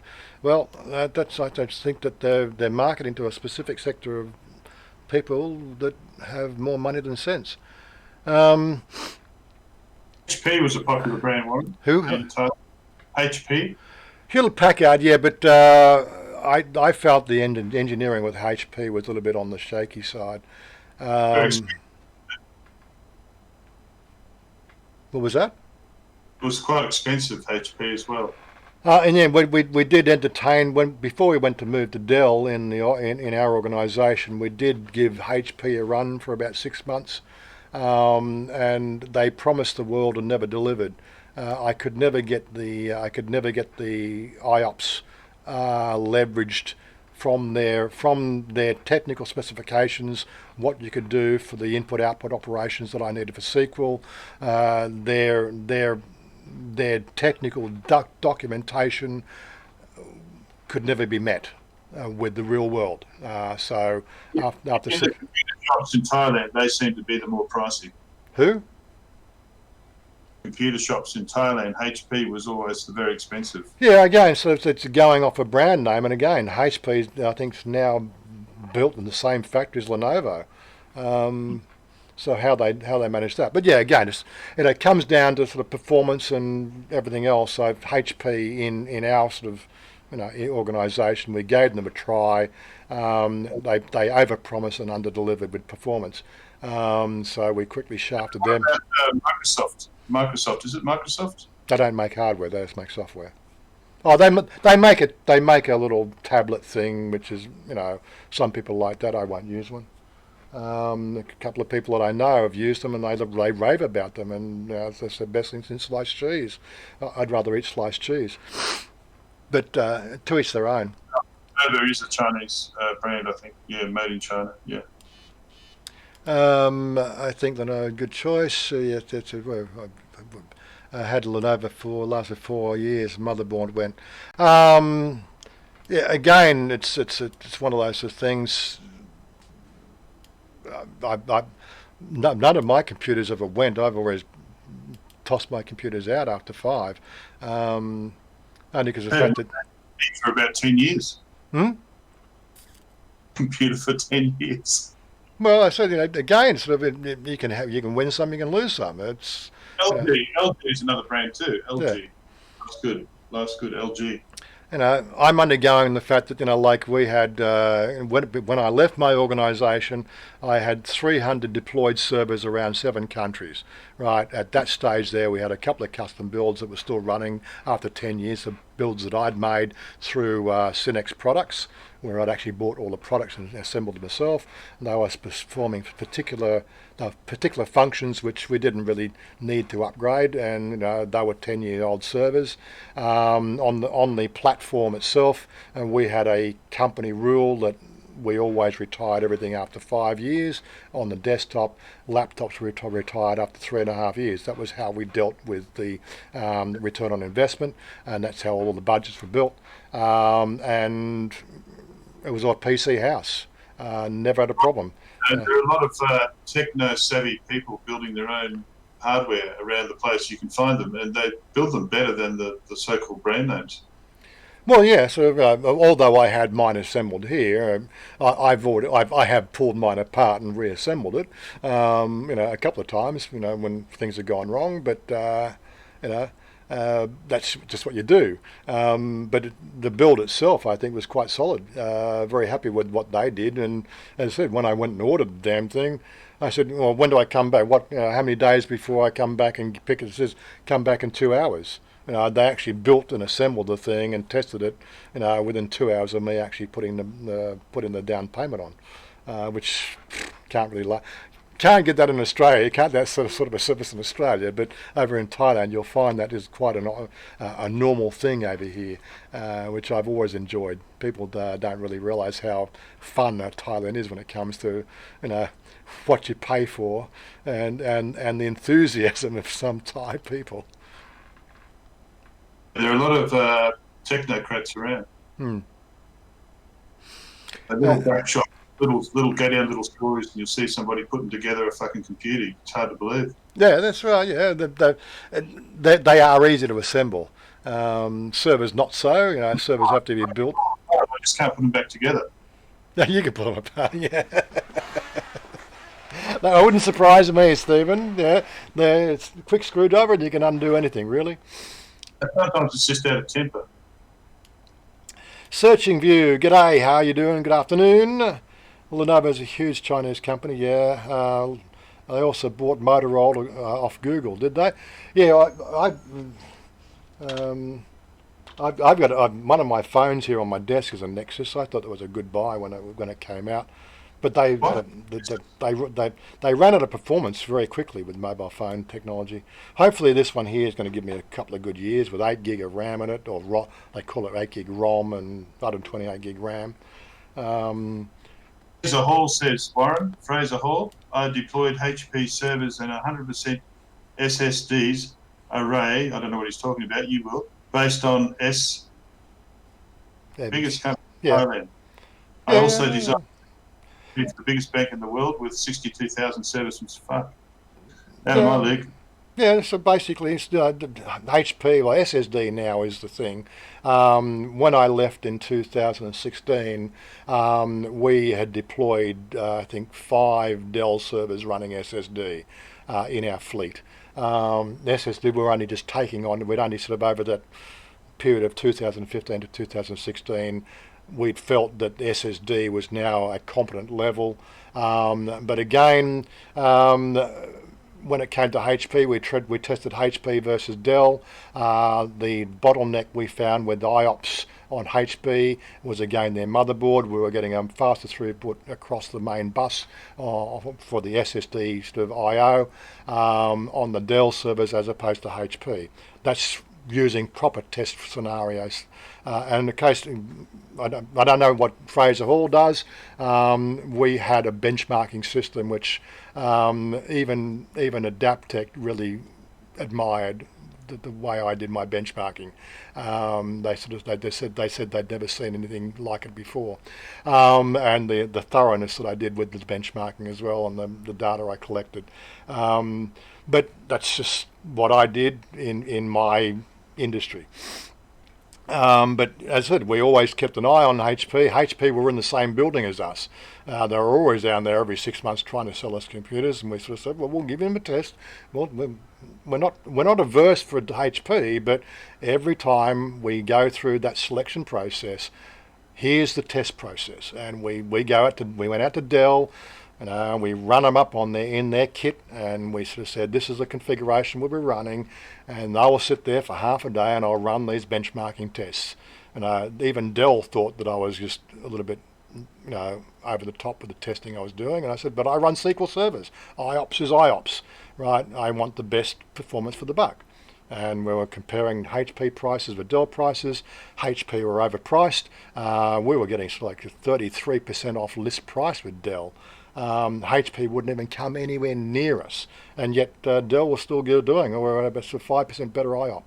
But that's another thing altogether. I don't want to go into the technical sort of side. Anderson said on mobile phones, Oppo was the biggest seller of smartphones in 2019. No, from what I was reading, it was Samsung was first, Oppo was second. Okay. I think it was Samsung were holding about 32 to 33% market share. Oppo was running 19%. But that's the documentation I read. So that was only 2 weeks ago. But Oppo's a good brand. Again, maybe still, if we look at adding Oppo with Realme, I don't think they still get their Samsung, but Samsung is very, very popular over here in Thailand. It's a brand too, isn't it? Yeah. It's got to the point that basically Samsung has just completely wiped the floor with Apple. There's a lot of Apple fanboys over here that'll buy Apple, but Samsung's you're getting a better bang for your buck over here with Samsung. Again, not every Thai's got 35,000 baht for the top end Samsung phone, but they can quite easily get a 5,000 or 6,000 baht Samsung phone. It's good to know. Apple don't even go there. They had their what they call elite range for their elite customers, and they don't have anything that fits into the low price range. That's why people don't use them anymore. To know Oppo works there though. There must be a reason why the Thais are buying it besides price. Well, Oppo's a very, very popular brand over here. Lots of little. Before the mobile show, I was almost going to buy the Oppo. Even at the show, I was highly entertaining the Oppo phone, in that 10,000 baht price range. What sold me on the Realme was the fact that the processor on the Realme for the same price was better. So the Oppo was the 655 processor, which is only a quad core. The Realme was the 712 octa-core. So that was pretty much the linchpin that sold me on that one, and 64 megapixel picture camera versus a 48 megapixel. So I just felt it was better price phone for that price. Wow, Huawei has got many problems, haven't they? John said, I understand that only listed companies have legal software licenses. I don't know where we're going with that one. What was that from a question from before? I also noticed that most laptops are sold with DOS operating system because everyone had to load a dodgy copy of Windows. This is something that you have to be very careful of here in Thailand. Custom builds from shops will invariably have a less than legal copy of software on them, unless of course you're building your own Linux kernel, whereas I actually have a legal license for Windows 10 Enterprise, and that's what's loaded on my computer. When I bought it, I just said, just do your testing, whatever you want, and then when I got it home, I just wiped what they'd built, and then I ran it up with my legal copy of Windows 10 Enterprise. And no, you can't have a copy. Again, it's a lot of companies. I think that might be where I was going with that. A lot of companies over here, I've found, yes, you walk into some places. Like I was going through the MRT underground station, and one of their screens above the on the walkthrough there, which is one of their advertisers' screens, right, came up with what I recognise typically as a software license breach. Right, this is in the MRT. Right, of course the software license breach is all in Thai, but I'm fairly familiar with that Windows 7 license breach picture.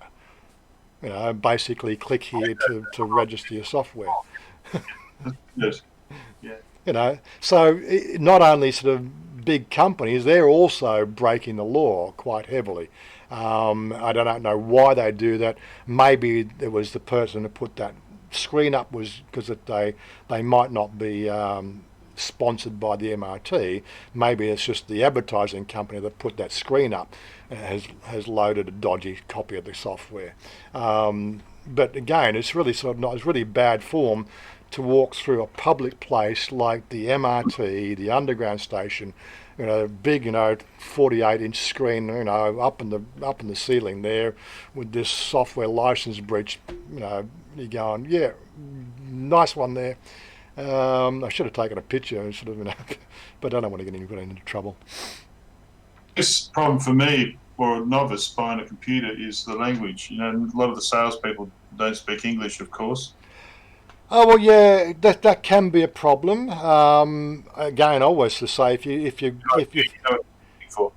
you are going through a technical challenge in that sort of area, call me up. If you're in Bangkok, let's go shopping. I don't mind going out of the house and helping somebody buy some equipment. I know what to look for, and then we'll find what suits the price. Just like when you were in Perth trying to get your headphones and microphones and stuff. How many links did I send you to online shops to go and buy your microphone? Very helpful, Ron. Warren, thank you. Yeah. But yeah, so you got to, if you're over here, getting something to suit your budget. I'm always only too happy to sort of come and be your wingman and go shopping. You can buy lots of Logitech gadgets in Thailand, right? You can buy lots of gadgets in Thailand, and you can spend a lot of money. No. But it is really hard for a novice or a beginner computer user to buy in Thailand. It really is. It's overwhelming. Yeah. Well, again, sort of, considering I've even been some places I have to get out my Google Translate just to translate the technical specs. But again, you can do it on your phone. Because it's written in a technical language, it does translate fairly seamlessly. Billy, what do you recommend on life cycle for a mobile phone? Well, I'm barely getting 2 years technically, but hopefully this one here. I'm now working a 2-year, but I was working on a 3-year budget, but I found that phones were just, if you want to run the latest bits of software and everything else, they start grinding to a halt after about 3 years, if you, especially on the OS sort of side. But, again, if you're spending 30,000 baht on a phone, then you're going to want 3 years out of it. If you're spending 10,000 baht on a phone, then I think you'd be happy for a year. But if you get 2 years I think you win. It's 5,000 baht.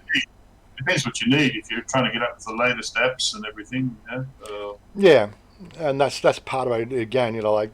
They're just making the phones do more and more. I said, I did put a link up to on a recent video, like that ride video. It's got the link to the photos I shot with this phone, on my Flickr album, and it takes freaking wonderful photos. The front-facing camera is not all that good. It's good, but it's not. It's not the same as the front-facing camera on the X17, which was the Vivo X17, which has the dual camera and the front-facing light. That was a far better front-facing camera, but I don't take many selfies, so I didn't sort of see why I would need to pay 2,000 baht more for the phone. Just for the privilege of having a selfie camera, which was mechanical, which could break down pretty quickly. I've sort of heard a lot of unnecessary breakdown stories where things just break because they're mechanical.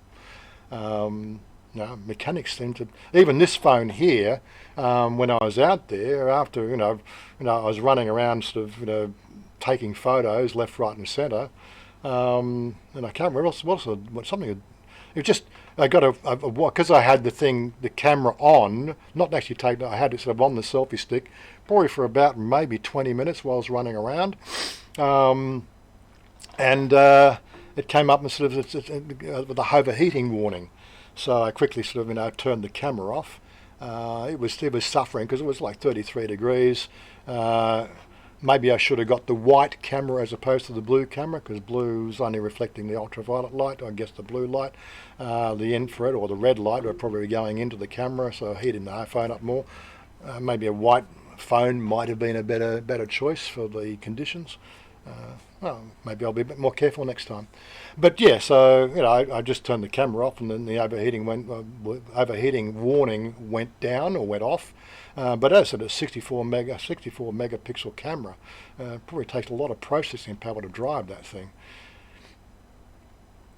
And John Anderson, the computer store in Pratunam, Bangkok is that's four or five floors, but every floor is selling the same stuff, and by the time you get in, if you're in the area, definitely go there. But if you're on the other side of Bangkok, or if you're in Ceylon, go to Central World. If you're in Bang Na, go to Mega Plaza out near near Ramasong. If you're in Bang Khae, go to the Mall of Bang Khae. You're going to get exactly the same stuff there as you are going to get in Pratunam, and there really is not much price difference. There's only so low they can go with their pricing. And hand stuff is as good as the new anyway. What was that? Phones. Some people say they're as good as the new ones anyway. Headphones? No, mobiles. When you buy mobile, yeah, hand ones. And they say they're just as good, but you get them for half the price because people just throw them away after. Oh yeah, that's something you can definitely consider, like using the second-hand dealers. Always best, of course, you're going to buy a second-hand phone. Make sure you completely wipe the phone before you do anything, and then probably put a virus scanner on before you actually buy it, and make sure there's nothing in the rootkit. And you don't want to have something nasty coming and biting your ass later on. But that's, again, most people probably wouldn't know how to do that. But yeah, you're buying a second-hand phone. Make sure you wipe the phone before you pay the money. Right, as soon as you wipe the phone, you say, "Can I just install one thing?" And the one thing you want to do is an antivirus package. Then you use that antivirus package to scan the phone. Make sure there's What kind of cloth do you use to wipe it? Huh? Well, no, basically all these phones these days will have a function to bring it back to the. It'll have a function in there, right, under the settings to actually wipe the phone. It's actually built into the phones. But yeah, the one thing you're trying to do, that'll put the operating system back on. But if there's a rootkit on it, if you know what a rootkit is, that means it's built inside the startup kernel. You can't. Some of these rootkits you can't even remove with with wiping the phone. They can be quite devastating to your phone. But yeah, some of those it's one of those things you are paying. You're halving the price, and you've got to know what you're doing as well. I think 10k baht for a phone is I thought 10k baht for a phone was fair. 5k for per year. That's pretty. That's a budget sort of number. I was thinking when I was Polaroid. You were thinking of taking selfies with Polaroids. How do you take a selfie with a Polaroid? I suppose you just hold the camera up and yeah. Renault Z Oppo 10k baht. Yeah, I did look at that one. Actually, I think the Renault was 12 at the show. But I'd have to look at it again. They had the 3 on the stand for the mobile phone show. The one I was looking at, there was 10, there was 12, and then there was the 30,000 baht one.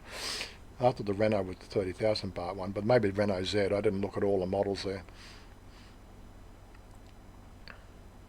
$249 Australia for the Oppo in Australia. Yeah, okay.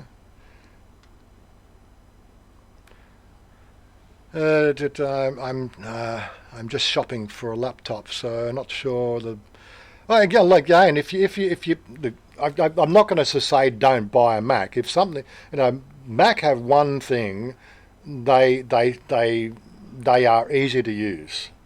That's all I'm saying. There is a certain percentage of the population that love them outside the advertising industry, which is where my experience of dealing with idiots with Macintoshes. And that's why I'm anti-Macintosh, because the idiots I had to deal with back in the 90s and the 2000s when I ran my business. But outside that, look, I think the technicals are okay. I just think that they're underpowered, overpriced, and they don't play the software I want to run. That's simple as that. So I'd never use one. But as I said, for somebody who's looking for an easy-to-use computer, my understanding is they are very, very easy to use. If that's the sort of thing you're looking for, then it's all good. How long is the flight from Sydney to Bangkok, or from Bangkok to both way? Well, I think Sydney to Bangkok, we usually get a tailwind, so it's about 8.5 hours. Bangkok to Sydney, it's about 9 hours. In my case, I always talked about the door to door. I would lock my door in Sydney, and it was 13 hours to get and open the door here. Because that's something that you have to contend with as well when you start to look at all the extra time you spend going to the airport, hanging around the airport, dealing with customs, dealing with this, dealing with that. I said, if it's an 8-hour flight, it gives you an idea. It's an extra sort of 5 hours, just to deal with the shit, just to get on the plane and get off the plane again. It's just people tend to overlook that. And I was talking to who was it? I was talking to was it Friday when we were at the meetup on Friday? We're talking about it. It's like 22 hours flight from here to the States. But when you start to look, if you get connecting flights, you're all good. Invariably, is there anything direct? I don't think there isn't a direct flight, depending on where you're coming from the States, I guess. But when you look at changeovers and all the inconveniences and everything else, and all the extra travel time, you push for 26, 28 hour, to get to Thailand and back again. It's quite a long journey. Is it 5 hours from Perth, is it? I think something mentioned that, yeah. 5 hours from Perth to Bangkok and 3 hours from Perth to Phuket. Phuket, okay. So it's pretty close. I'm not sure how much from the Northern Territory, though. I would guess probably take an extra hour and a half off that, I would have thought. Probably new cool. It'd be quicker, but it's not, apparently. Yeah, there's a little bit of that's a bit of an angle you get going at versus that, but 200 k's to get to Indonesia from Northern Territory, but I'm not sure. I think the flight's are actually longer. I think Perth is the quickest. That doesn't sort of make sense, but let's have a look. Northern Territory to Bangkok. Billy, I haven't been following the brands lately. The Dell do make the Alien series. I just found that their technicals on the Alien series weren't keeping abreast of the MSIs and the Aces, and it's like a sub company within Dell, but they do have a gaming laptop. I know when we were running them in the office, they always challenged me about buying my own laptop from them, and I'm going, but they don't have the technical specs for running the games I want to play.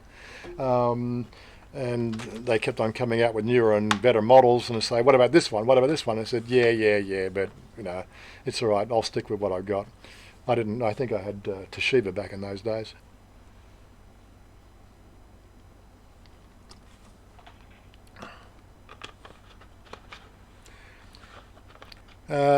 So 20k, but well, let's have a look at might as well bring up a site.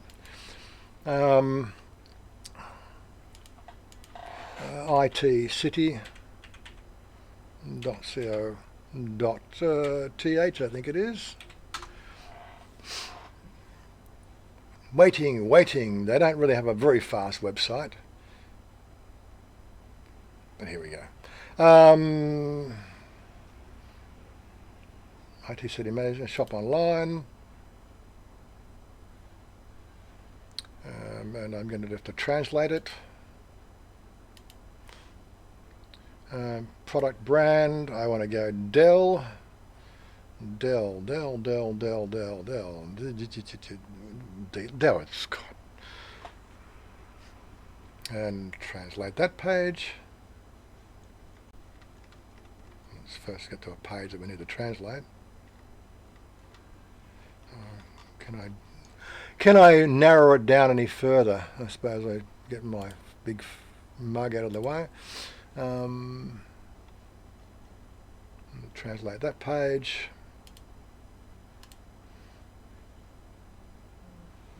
Translate that page. Can you hear me? I can, yes. Yeah, good. It's okay. Price, product price low, sort by. I just pulled the lead out by accident. Did Okay. you? Product type. Come on. Hello, Wazza. Let's get us a good laptop here. What's going on? Computer. Filter by computer? Oh God. Looks like I'm going to do it the long way. Printers. I suppose if I hide low, I probably would have got computers first. We need a bag to put it in, so we'll take that off the price for starters. So that price hide low. Maybe we can get some better filtering with that. What's that telling me? What? And cameras. Oh. Oh, look at that. Look at that. Look, there's everything. Oh my God. Back to the main product not found. Yeah, it's really useful, isn't it? IT City, I know they do Dell. Okay, so who else can we go to? Let's go to Lazada.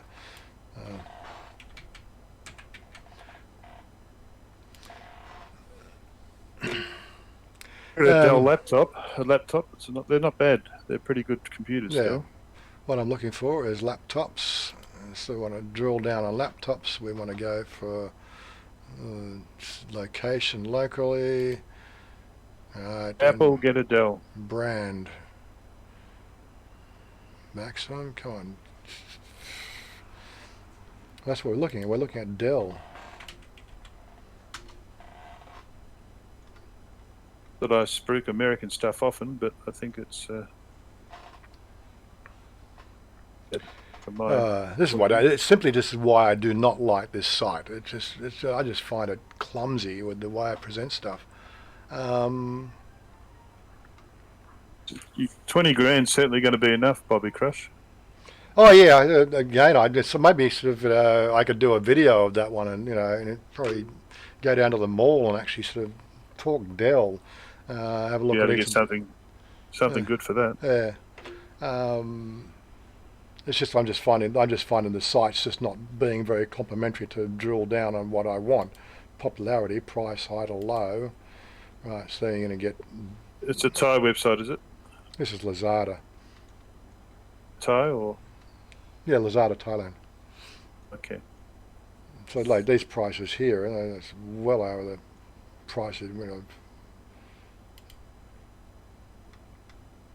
98 of.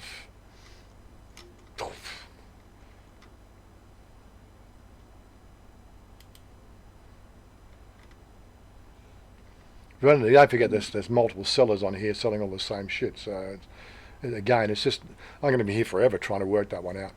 I don't know why we're not getting anything on the Dell side on IT City. I know that they sell that stuff. Let's go right at the bottom. Power Edge service. Yeah, it's like just their search facility doesn't work. It's ping. Just trying to find laptops. That's all. Something for about 15,000, I'd say, was it? That would be in Billy's budget. Okay, 15,000. So 14,000 here. What says a Dell Inspiron? Let's have a look at that one there. i3, yeah, it's not really ideal for gaming, but it's functional. 4 gig RAM, main memory. That'll run Windows 10. 1 terabyte hard drive. That's a spindle. It's not an SSD. It's running the AMD Radeon 520 graphics, 2 gig GDR.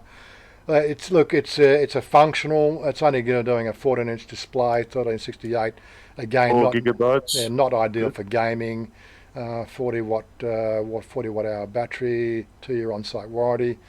And look, it's a half reasonable, computer that will do video rendering. It'll do all the things you would need to do, but it wouldn't make a very good gaming computer. That would be my opinion. How many people want it for gaming though? Well, that's what I mean. Yeah. So that was one there. There's what For else? gaming, Billy, or not? This one here, 19,000. Okay, this one here is running 4 gig RAM, 1 terabyte hard drive. That's a spindle. It's not SSD. It's got a full full HD or 1080p HD screens, 15.6 inches. Again, when you're looking at gaming, that helps, especially if you're doing YouTube videos. You want to see what your final render is going to be looking like. So if you don't have the the HD render, on the laptop, you're not going to really sort of see what other people are going to see for rendering a video. Windows 10 in it. Windows 10, and again, this will be a genuine Windows 10. 1 year on-site warranty. Would have liked to sort of see it too, but IT City are known for giving you an extended warranty, so you probably pay an extra $1,000 and they'll give you an extended IT City extended warranty, not the warranty from Dell. Those sort of things do come about. About $1,000 Australian and 800 US probably. Yeah, but it's got the i5 processor. That would work fairly well for a gaming computer. Not in the sort of the really high end graphics. Looks nice. Again, this is the downfall for gaming, which means you don't have much, what they call memory space for high-end rendering. But again, for doing a video encoding, it's probably just a little bit better. It's got a better processor in it, so you won't be waiting so long for the video to render. But for general use, I think for the 5,000 baht extra you're paying, it would be something to entertain. Yeah, that's right on budget for you, Billy. Yeah. The US, it's under budget. You've got 200 left to go and get pissed. There we go. A few more of the laptops. This is their Nitro series. Let's look at the Acer Nitro here. It's come down in price, the Acer Nitro, and we're going to get a specification. So that's the AMD CPU, so it's not an Intel CPU. These are Peng ones, these ones. Oh, Jesus, look at those. Well, let me just do a translate to English so we can get a bit better understanding. Oh, come on. Google Translate. Crap. Look at these ones. Jesus Christ. But yeah, this one here is, again, full HD. It's got a better graphics card. It's DDR5 memory. It's the AMD Ryzen 5. I believe that's, somebody have to correct me, but I'm thinking that's getting more up to the i7 sort of processor speed. It's got 512 gig SSD storage, so you'll get going to be very prompt response. 8 gigabyte RAM. So this would definitely sort of fit into that, under 20,000 baht price range, which you would have a lot of fun with in gaming. What else have we got on the details? Windows 10 Home Edition. That'll do for most people. Shipping without country. Free delivery orders reach 10,000 baht. It's a type of warranty within warranty. Okay, this is interesting. Are they telling me that's a second-hand one, are they? Is that why it's going for that price? Okay. Look at a Lenovo, Warren. Have a Lenovo, see what they go for. Well, yeah, this is. I'm just looking. I thought I was looking at Lenovo on that thing there. So that's the thing. It's Acer. But no, we're looking at Dell. That's right, weren't we? Yeah. But I was just saying, what about Lenovo? Well, I couldn't search. They're not literally allowing me to search for a brand on there, which is being a bit of a pain in the ass. I clicked on Dell. Right, that's the thing. I clicked on the Dell logo to search for Dell. Right, and that's Dell's probably the best, but but the website's not working. But yeah, so there's a couple of Dells. There's a couple of other options there as well. Maybe I can do a video on it. I can go and do some online, to go in-store shopping and looking at the I got possible. the impression when I was shopping in there, as you know, I know nothing about computers, but I got the impression that Acer was the most popular among tyres for some reason, whatever reason. Yeah, basically everywhere I go, I see Acer computers. Yeah, it's probably one of the most prominent brands. I just don't like. Here in Australia, Acer. here in Australia, they're sort of synonymous with being like the cheaper brand. It's justified, but people sort of see the Acer in Thailand. It didn't seem to have that's reputation. It wherever I went, they had these Acers everywhere. And then Lenovo was the next one. I didn't see a lot of Dells. I saw HP. I didn't see a lot of Dells. But how long ago was that? That was quite some time ago, wasn't it? 2013, 2017. What, 2013? Between 2013 and 2017. Yeah, and I just walked in, and as I said, they had all the Thai keyboards, and I just saw Lenovo everywhere. I saw Acer everywhere, and of course, coming from Australia, you know, as I said, I know fuck all about computers, but I do know that people see Acer as the cheaper cousin. Right, yeah. And then, as an Australian, you worry about the quality, so you go for the more brand names like your Dells and your Lenovo. Is also popular in Australia as well. So I guess from thinking which one would work better in Thailand, which would work better, it doesn't really matter after a while if it works, right? Mm-hmm. Yeah.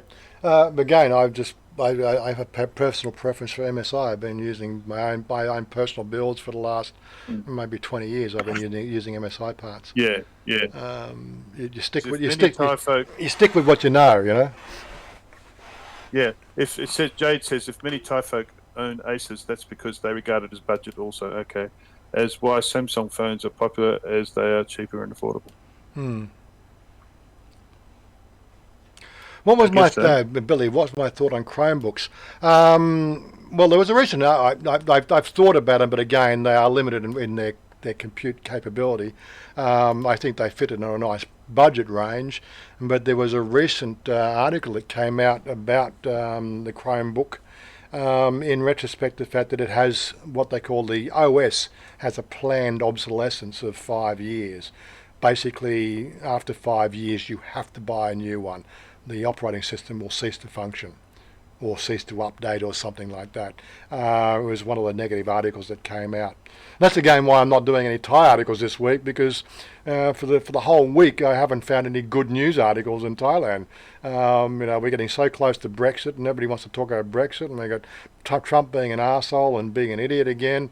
And some of the Thai articles were just not really looking very interesting or favourable to put Thailand in a happy light. They're selling newspapers, so everything bad news is all coming up to the forefront. There was really no good news articles that I could really come across to even talk about. That's why I just sort of do online shopping today. To make your own good news. Yeah, make your own good news, yeah. I like to have an upbeat channel, Mountain was a good news story. There you go. Which one? Snake Temple, the video. Oh yeah, that was still a lot of fun. Yeah, we'll do the ride out there next week. Maybe we'll do the ride next week to the Snake Mountain. It's a good run. Get to see a lot of the countryside, and we can talk about just the flatness of the ride. Yeah. And it is when you actually see those mountains from the distance. I think the camera did catch that quite well. It's just flat, and then you get these little peaks just popping out like snake's teeth, like out of nowhere. It was quite bizarre. Now you're getting close to the land of smiles when you see those mountains. Well, I know he's a bit further south. He's a good 40, 50 minutes drive south from there. Yeah, not far though. Yeah. You wouldn't see those mountains from his place. He's got one in his backyard. I believe he's got sort of some mountains in his. Yeah. I haven't watched too many of his channels. in his backyard. Yeah, I haven't watched much of his videos recently. He's been building out there and Building a resort. and Yeah. again, he hasn't really sort of, he hasn't been part of the community, hasn't reached out and sort of given me any sort of, okay to sort of talk about his channel. So I won't put him in the roundup. But No. Simon's out there doing a good job. He always has done. Great storyteller, that guy. If you get lost out there, you can go and stay at Simon's. Yeah, exactly. I'd have to call him up. I did have it. I'm pretty sure I put a pin on my map for his place when he gave it to me, but maybe I forgot to do it. I was looking recently to see where it was. Maybe I've stored it somewhere else. I just don't know where I put the address. Because we was asking questions about getting cable TV, cable modem out there, or fibre out there, but I suppose I told him to check out with 3BB, and he did. He checked out with 3BB, and I think he got fibre to the house. Oh, okay. So at pretty much a decent price too. Fibre to the node. Fibre to the node. That's in Australia, which is a lot of crap. It doesn't work. Oh, okay. No, fibre to the node is just a waste of time. I still haven't got it at my place, but anyway. Yeah. Toshiba notebooks, they haven't really got a foothold over here with Toshiba, Stephen. They haven't seen much. They were very expensive in the day. Okay, so so Billy's given me an idea. 5 laptops. So maybe I'll do a workshop on it. It's probably better if I do a workshop because I can get, trying to do that live in the shop is really quite difficult. So what I might do, I'll put that on my list of to-dos. Hold on a sec, let me bring up... Don't make it too technical, Warren. Just talk about the colour, the price. So if I go Google Docs, bring up my Google Docs, where's my video topics? What's his workshop? Okay, these are sort of upcoming things that I want to do on my workshop. What we want to know is how much, what colour, how many Gs. That's it. Laptop buying, I'll do sort of under 20k.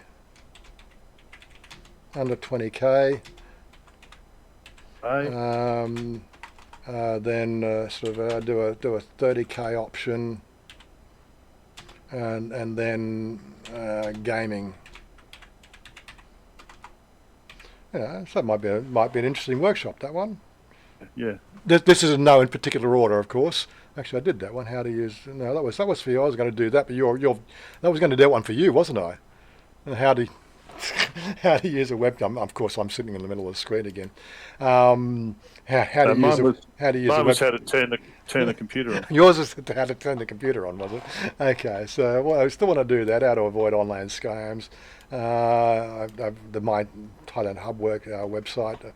Again, I'm now thinking that it's probably with the ongoing cost to maintain the Thailand Hub, it's just not getting any sort of traction to have a exclusive, what do you call it, an exclusive place where we could hang out outside Facebook. I'm thinking it's probably better to work with maybe sort of Discord. Discord's a lot more flexibility, a lot more capability to interact with people. You can take us through a computer store, Warren. Take you through a computer store. Well, I've done that. I've done it on a few. Have you? Again, I can't. You got to be careful when you're going through these shops. Shop owners don't like you video. It might not be the same case in Australia, but in Thailand specifically, they think you're there stealing information for the competition. Right. God. This is it's very, very, very much focused on that whole idea. Right. I said with the housing stuff, some of these estates, they simply said no video, no video. I've even made up. Even made up. They took one look. Yeah. I even made They a took one look at me. Go on, go on. You go first. I went into the computer store and they took one look at me and they thought this guy's definitely not here to steal information. Right. But in my case, like we even sort of fabricated a story. I need to send information back to my bank in Australia before they'll loan me money. right, I need to take some video. No, they wouldn't have. So even for me to be able to get money, right, to pay for the house, they still would not let me take information or videos or photos, in these estates, or sort of they're very anal about it. Sorry, Thais think that you're stealing information for the competition. You are. I don't care. Don't want to upset them. I wouldn't let you into a computer store if I owned one. Yeah. You'd be picking on everything. Yeah, I own your email. I think that's come up as a discussion I was having with somebody recently. Was using a what they call an online email, which was shutting down, and of course he'd had all these bank accounts registered and all that sort of stuff. Again, like, people don't really realise how important that email account of yours is. I'm going to propose the fact that if you're going to have your own email, well, you can, one, have it in places like Google. Never have it with Yahoo. Yahoo are just a bunch of morons. Forget about Microsoft, but I think Google's a safe bet. But again, own your own email. I use Google, but I'm doing it in a workshop. I'm going to give you my thoughts on the whole idea. I would always recommend get yourself your own domain name, right? That way you can control where your email goes. Like, you don't go to, like somebody down the road and say, can I use your mailbox? You go to Australia Post and you'll hire a mailbox. That's your mailbox. I go down the road and ask them, can I use their mailbox? Right, okay, fair enough. You might, but yeah. So again, owning your own email, have your own domain would be something I'd be recommending. But anyway, that's a workshop I'm going to work on. I still haven't worked out how to put it all together yet. If this, then that, so IFTTT, that's a website I use for running my running my Twitter, because Twitter is very much instantaneous, and unless of course you're on 24/7, so using Twitter 24/7 to build your audience, you need to automate it, because it's got a very short attention span. If you think your attention span on Facebook is short, you should try Twitter. It's really short. So there we go. I'll do a workshop on that. I might do that one next. I can already think of how to do that particular workshop without too much trouble. So that's something to look at. Banned from Twitter. Did you? What you do wrong? I'm not sure. I just think I know a few people that were powerful, and they banned me. Yeah. So Mal K's talk, IFTTT, is not well known, but a really smart app. It is really a very powerful system. I am quite sure that there's going to bring in a charging system for it sooner or later. But it's how they're paying for it and how they're sponsoring it. I really haven't got a good model on that thing.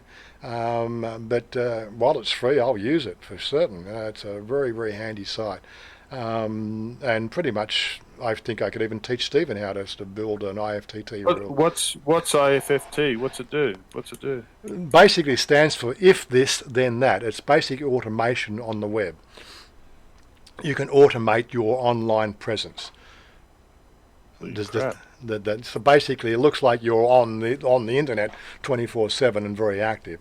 I automate my Twitter with it, and my Pinterest, my Twitter, my Tumblr, because quite frankly, I don't see any advantage. But of course, my stuff goes to those platforms, but it goes there automatically. I'm not intending to build a platform there, or build a sort of anything in that social presence. I'm also using it for posting to... No, I use Buffer for posting to Instagram. That's another one there. So I might do a Buffer IFTTT sort of thing. Oh, Jesus Christ. But again, people don't know about these sort of things, and I think they're well worth doing workshops on, so people get more familiar with it. Having an online presence these days is a lot of work. So I'm just missing a couple of things. What was that? If many Thai folk own ACEs, that's because they aren't regarded as budget also. They are regarded. Yeah, there's a lot of budget-priced ACEs, yes. There's no doubt about it. So if you post it to Facebook, Jade says it will auto post to Twitter, Tumblr, YouTube, Instagram, and all at once. What's that? What was that you're reading? Buffer? Jade said, so if you post it to Facebook, it will auto post to Twitter, Tumblr, YouTube, Instagram, all at once. Yeah, that's part of the way you build up the rules. Yeah, but yes, I'll do a workshop on it so people get familiar with it. I don't expect to have massive views on these sort of things. They're really sort of my audience. If that's something that's floats your boat, then you get to home automation just saves you time, does it? So like if you post something somewhere, it goes to all your other social media outlets as well. Yeah, that's basically, you're looking for advantages over the competition. Some people, hire people, but, if you're somebody like me or somebody like Jade, is trying to build a social presence on the internet, it's a long process. You don't have a budget to go and have, your own social media, guru. You got to do it all yourself, Maybe sort of somebody like PewDiePie or what was that other famous YouTuber? I don't watch him anymore. But when you're getting over 100,000 subscribers and you're getting 10,000 views per video, you might consider hiring somebody to be your social media guru to then Mark Weens. If you get like Mark Weens. Yeah, if you get like Mark Weens, I think he still does it all himself, but he probably has the budget to hire somebody. Casey Neistat. That's the guy I was trying to think of. Casey Neistat. I used to watch him, but he stopped doing his daily vlogs, and then he got a bit boring. Warren Gertz. Yeah, that guy. He's just an arsehole. Just leave him alone. Don't follow him. He's going to go viral shortly. Yeah, I bloody hope so. Got to come up with something that's going to be unique. Maybe I should get myself in a leotard or something and do aerobics. Well, there's levels to all this shit. I mean, for somebody like me who's approaching senior years and I haven't been brought up with computers, I mean, we just want to do the basic shit. We don't need all this other nonsense. Yeah, but again, we did manage to get. This is something that we're playing with. I don't know if you know this. Like Maggie uses Zoom for her online streaming on Sunday nights. I've been playing we did a test run with Stephen last night. I got this working on Stephen's computer last night. Oh, I was totally amazed. The guinea pig. But what we did is, I've got all these Thai lessons. So this is something that we've been talking about privately. Is I've got all these Thai lessons on my computer, and I said, well, how can we sort of together learn Thai? Because Stephen wants to improve his Thai skills, and I want to get better at mine. I'm not organised enough to sit down and allocate half an hour a day to do my Thai lessons. I'm just too fucking lazy. But if Stephen was participating in us both doing half an hour a day learning some Thai, then I might actually get some Thai lessons done. But how do you share the lessons with each other so you can both see at the same time? And with this app, I was able to actually stream the videos and lessons I've got here to Stephen real time, so we could both participate in the lesson, which was really good. I quite enjoyed that last night. It was good, yeah, it was. So just check out Zoom, and again, all the stuff that I do. I'm starting to rave a bit anyway. We're coming up to 1:45. Maybe we should just aim at a 1 o'clock finish. We've been on a few hours, haven't we? It's been good though. It's been good. Oh, also really good with home automation. Home automation, do they do it? Did IFTT do? Maybe it does now. I haven't been looking at all the stuff it does. Going to go shopping after this and go to the computer store and buy everything in the fucking joint. Yeah, so again, Jade says she doesn't have the time to do all the social media stuff, so she's that's why she uses it as well. What's it? Mal K, wax on electric skateboard and bank. Yeah, that's what Casey Neistat does. He uses an electric skateboard and whizzes through the city. Yeah, okay. Does he do it in Bangkok? I should do it. Uh, I should do it. Right. Okay. Yeah. Through Bangkok traffic, that'd look good. I haven't been on a skateboard in 30 years. I'm sure I'm going to, like, that's one way to really sort of, mount up the hospital bills as far as I'm concerned. Maybe, You sort of do it on your motorbike. You go through on your motorbike. but I'm fairly skilled on a motorbike. I smashed my knee when I was 15 on a bloody skateboard. I still suffer the arthritis in that today. Till I get over there and get my Honda Rom and follow you around. But yeah, getting on a skateboard, yeah. I'm sure that that's going to, like, maybe when I've got my health insurance sorted out, maybe I'll get on a skateboard and do a Casey Neistat run around the city. My biggest quest in life is to try and find something that I can do that Warren can't do. Oh, basically you Got to find something. I've gotta find something. language skill. Can't ride a motorbike. Can't use a computer. If you had a gun, you'd shoot me.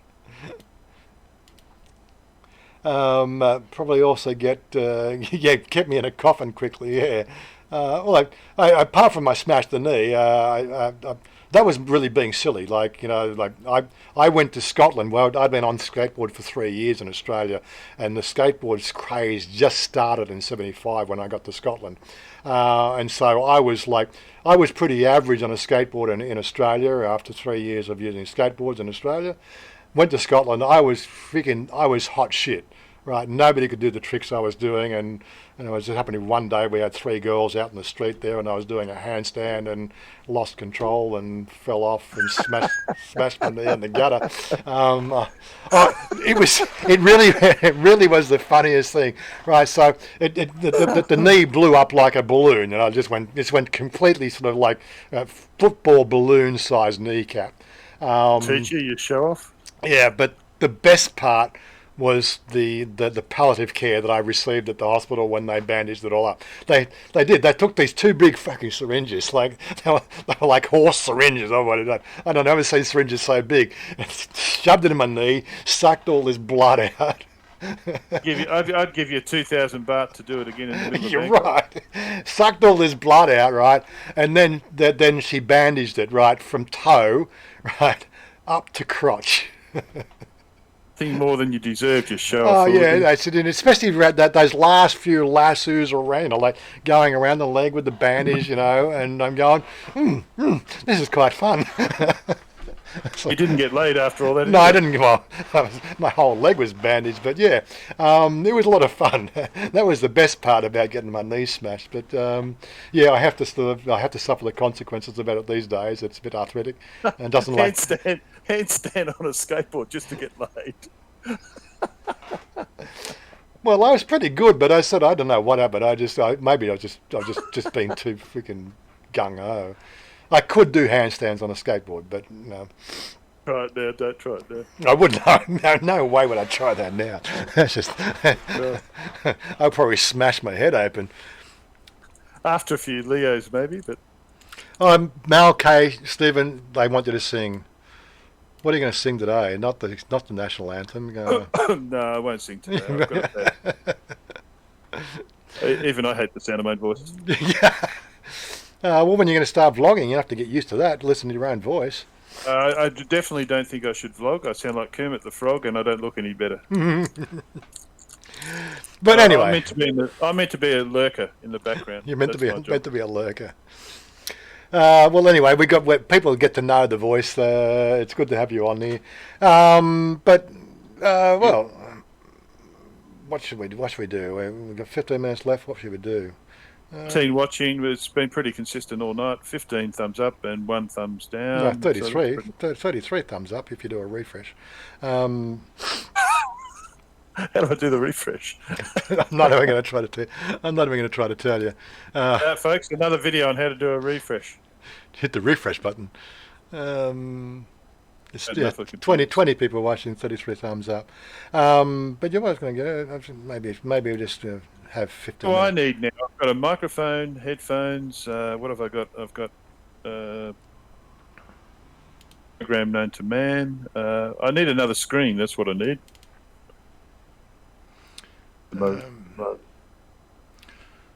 Bit of city riding. Let me sort of see if I can do some city riding. Let me sort of go. Play with, open They with. still sell Honda ROMs in Bangkok or not? The ROMs, you know, the motorbike, or remember they used to have Honda Waves and Honda Dreams and.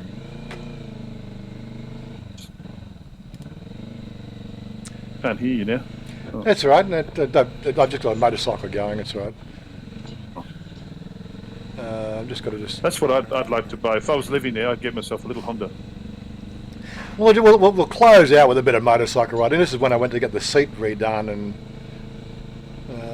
people know. That's Wazza's place. This is down my street here. Yeah. What's that one in front of you? That looks like a four-wheeler. That's all right. That's all right. Yeah, I gotta love my soy. I seriously don't have to leave this soy. Everything is here in the soy. You've got mobile phone shops, got everything. It's a nice soy, but they need a few more trees. Trees. What was I stopping here for? They need trees. They need trees. I forgot to do something. What was I doing? Umbrellas, but I'm not sure. What was I doing? There's street vendors everywhere. Anyway, sorting something out on my mobile phone there. Yeah, well, I was going to give you. We did that run out. Owners, there you go.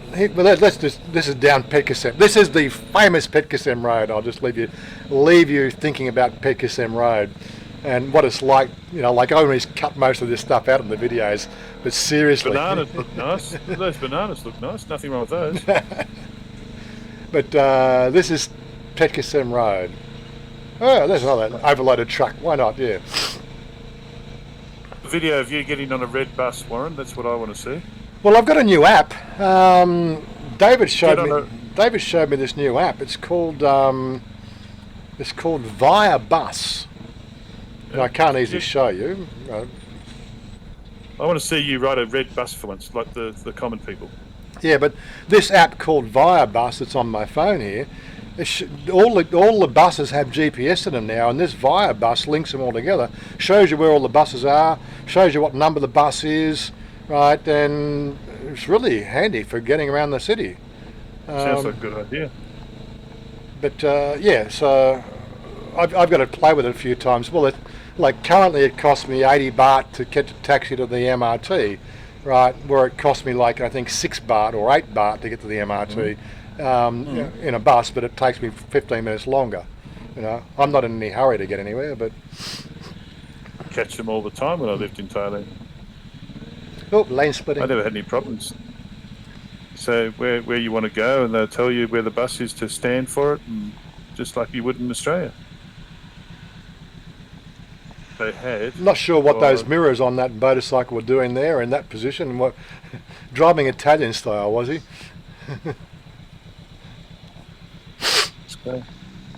The only thing I wish they had was the name of the destination on the song towers, where they're going. Yeah, that's something I've yet to work out. And I don't know how we're going to work. But the buses don't have them, but they're easier because you just stand at the bus station and you ask somebody. And yeah. I had any problems using the buses. I used to use the yellow ones, the blue ones, and the red ones, all of them. But as I said, I was working there for 5 years. You probably wouldn't do that on a holiday.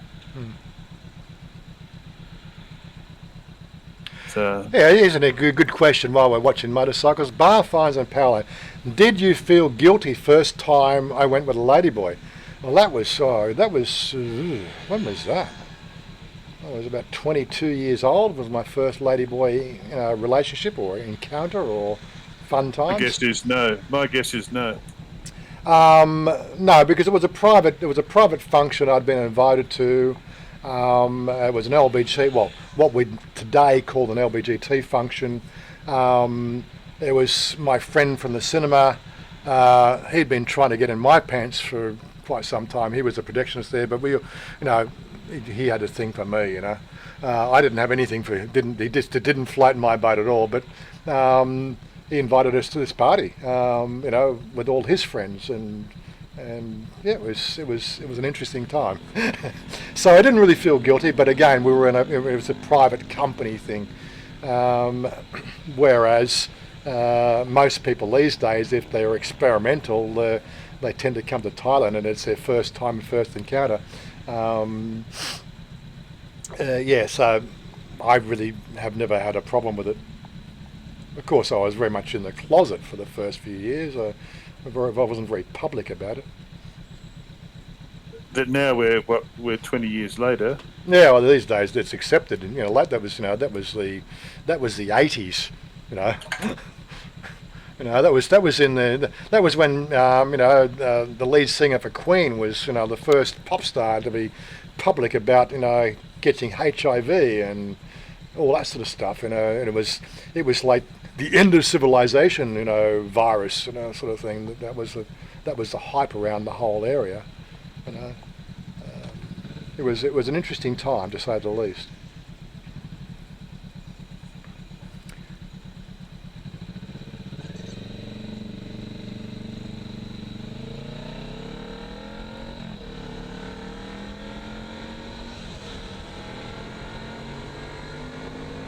Something about Thai people, they just want to be in front of you.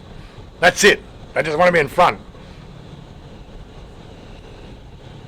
Too bad, the traffic, but you do get those people doubling back along the cycleways. Oh, yeah. I'm trying to remember. In this run, this is actually an interesting run out there. We'll do the full length one, but this is what you've got to deal with. The U trucks fucking doing U-turns. If you're not keeping you've got to keep your wits about when you ride. Don't they go through red lights if there's nobody there? Yeah. Well, not so much that we have got red light. There's been a big push recently in Thailand, especially in the city, pushing the whole red light camera. Look at that. That shits me when they sort of edge out like that. That's unbelievable. Yeah. I mean, you wouldn't. It's dangerous as fuck. Yeah. It's just something you have to deal with, I think you steer away from the left-hand side. You're more safe. Would you agree, Warren, in the middle of the road? Yeah. Well, not so much. Car doors, and you got dogs run out, and it's like a video game. It is. Of course, the safest position for a bike rider is to be in front of the cars. So you're forever trying to beat the car traffic. But now in Australia, that wasn't so bad. It's only a couple of bikes you've got to compete with. But in Thailand, you're competing with freaking scooters and everything, And this guy, that's fucking mental guy. It's just. I would say the only traffic I've seen worse than Bangkok is in Vietnam. Still in Vietnam. The rule is you give way to the bigger vehicle. If the vehicle's bigger, you give way to it. It's far worse in Vietnam, I would say. Yeah, but you watch these guys lane splitting, I could lane split as well, but my handlebars are a good, 6 inches wider than most bikes, because it's a cruiser. I noticed that you had to turn it sort of left, right to get through the. Have the bike with you, as good a rider as you are. I don't think it's just the people around you. And then of course they do things like this. This is the main road, and they.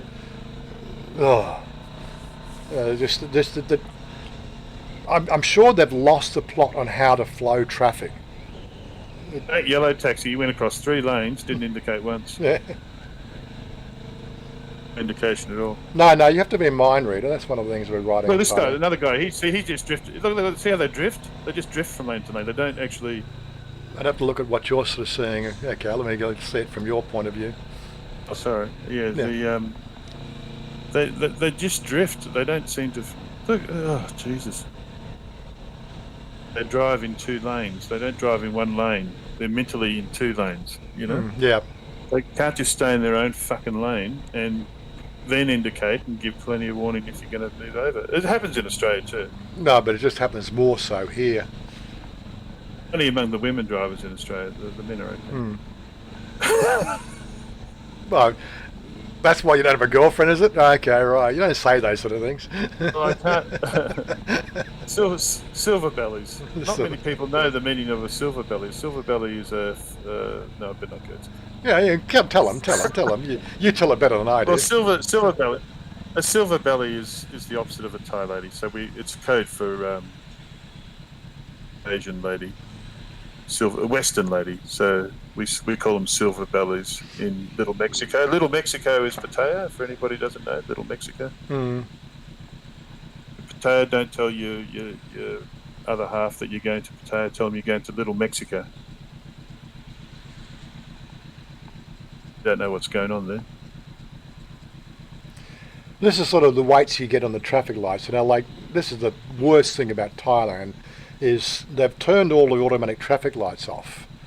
So now they manually filter it, but no two what they call filter houses where the guys sit. They don't talk to each other. They don't have a plan, you know. So I kind of like the idea that Thais have the traffic lights up high, like they're down low on in Australia, but they're up high in Thailand. So that's a good idea. I'll give them that. Yeah, well, that's one of the things. The countdown also helps, but also encourages drag racing. This time I was driving in Krabi, I was looking for the traffic lights, but they're up in the air. Jonty and Dave said, ever in a car, U-turns are most dangerous thing. Yeah, tell you what, yeah. They just don't know how to. They don't know how to pull the steering wheel lock to lock. That's one of their problems. Also, one of the most dangerous things is when they edge out to the middle. They're crossing from their side of the, right on the other side of the road, and then they slowly edge their way out in front of you. Yeah, Jonty and Dave. Number one rule: lane markings are just a suggestion. Indicators for Christmas time, for Christmas lights. You're taking your own life into your own hands if you're not experienced. Well, this is in the middle of summer. I actually I've left a bit of space there because I was sitting underneath the shade of that overpass. It kept me a bit cooler. You've actually gone Thai now. That's the sort of thing a Thai would do. Just sit under the shade of a fucking overpass. Well, this is the thing. This is the thing that it's okay. You're in your cage. You got your air conditioner running. We need to be moving. Even with my jacket, you need to be moving to get that airflow going. I've been there long enough now, Wazza. You'll probably qualify as a Thai, just gibbering Thai and sitting in the fucking shady spots on the road on your motorbike. I mean, this is all like Marlon Brando. You've lost the plot. I've lost the plot. Yep. I need to go and get a sort of small village in Cambodia and get off the grid. You got to get a grip. I got to get a grip. There's a shady spot. Just stop there. It doesn't matter if the traffic's going behind you. Just stop in the shady spot. You'll be right. Yeah, but like I was only just going to do a bit of PopeKael Road. This is just PopeKael Road. The traffic actually today in this ride here was actually fairly good. I think I was about 11 or 12 o'clock midday, so we were outside peak hour. This is non-peak hour traffic, just the sort of stuff you have to deal with. It's just everything you got to deal with, isn't it? Really? Yeah. I mean, This is buses. You'll see this coming up here. Oh, Jesus Christ! Coming up to where you'll just be seeing it now. This bus that's it. Just wander into my lane. Like seriously, he's got to pick up people from the outside, right? And cuts across 2 lanes. Yeah, look at this. Jesus Christ! Oh fuck! Oh fuck! He did not give a shit, did he? Oh no, he had a truck in front of him. Oh, yeah. God. And there's the traffic. This traffic going overhead, coming up next for you, but everybody else. The traffic overhead, that's going to the main feeder expressway that goes east. It's just, look at the half-finished bridge there, where the MRT goes. Well, that's the end of the line now. Yeah. BTS. Where's that? What area is that? That's the MRT. This is the MRT at Luxong. That's where I now get the taxi to. Right. Okay. So this. That station is now open. Eventually, it goes all the way to places like Pattaya and everything. Is that right or not? No, no. They don't sort of see these rail lines going intercity. Go a long way. The SRTs have got some plans for high-speed intercity travel, but that keeps on getting delayed as well. More underground stuff too, I suppose. Yeah. The underground thing worries me with Thailand sinking. Doesn't seem to make sense, does it? Well, I have my own theories on the whole sinking, and like you look at Port Denison in Sydney Harbour, the medium sea level hasn't moved an inch in the last 150 years. But it's a German company that makes these big pylons, like that engineers all this shit. I'm not sure. But I'm pretty sure it's a German company that owns the BTS and everything. But it's a maybe massive structure. maybe You know. they got a part ownership, but I remember sort of seeing the signs of the construction company and everything else. It's all in Thai, Thai Sino. It's Thai Japan conglomerate. Okay. Well, I mean, if that shit ever fell, there would be absolute. Well, it'd just be bedlam. I mean, it'd be the end of everything, wouldn't it? Look at it. Yeah, but they are constructed pretty good. They got all the expansion I hope joints so. in place, and But when you think of Thailand sinking, you know, if it ever had a seismic sort of sink, you know, I don't know, if it sunk an inch or something one day, oh fuck, the whole lot would come down. Jesus. well, I think geologically it just won't. It won't all of a sudden do it because it's not in a fault zone. It is a alluvial basin, you know, and the sinking is from the clay drying out. Yeah. So that's why it's not sinking. Yeah, it's something I think about when I see all this concrete. I really think one day we're going to read about it, but I hope not. But anyway. Well, that's what they keep on doing. They just keep on adding more concrete, and it just raises the level again, you know. It's frightening when you sit down and actually contemplate it, and then you see how the Thais build things. I mean, as I said, I think this is under the guidance of a European or German company, or it just seems very technical and well built. You know, but again, it's like Lego blocks. All the pylons going up, they're all poured individually. It's not like Lego blocks, but the overhead rail, they are blocks that just fit in place, and they just connect it. They just connect them one after the other. They're single segments that they just. It's like Lego. Those pylons are heavily reinforced with steel. They are. And they've got rubber shit in there as well, I guess, for any movement in the. So if you see underneath the bridge at the top, the bridge, there's sort of a black rubbery thing. I think that's one of the keys to. So if it moves with it or something. I don't know. They have them in Japan for the earthquakes there. This is a bizarre intersection. This one here. There's no traffic lights there. It's just a free for all. You know, the traffic lights don't work or they've been turned off. No, there is a. Well, they're there, but nobody uses it. Yeah. At least I don't have to deal with this part when I go on the MOT anymore. That's one godsend for us now. Yeah, the MOT is very good, I have to say. Anywhere you want to go. If you're not a good bike rider, stay off the bikes. Yep. In a bike in Thailand, I don't know how, but I did. But could survive long in the Bangkok traffic though. I really don't think so.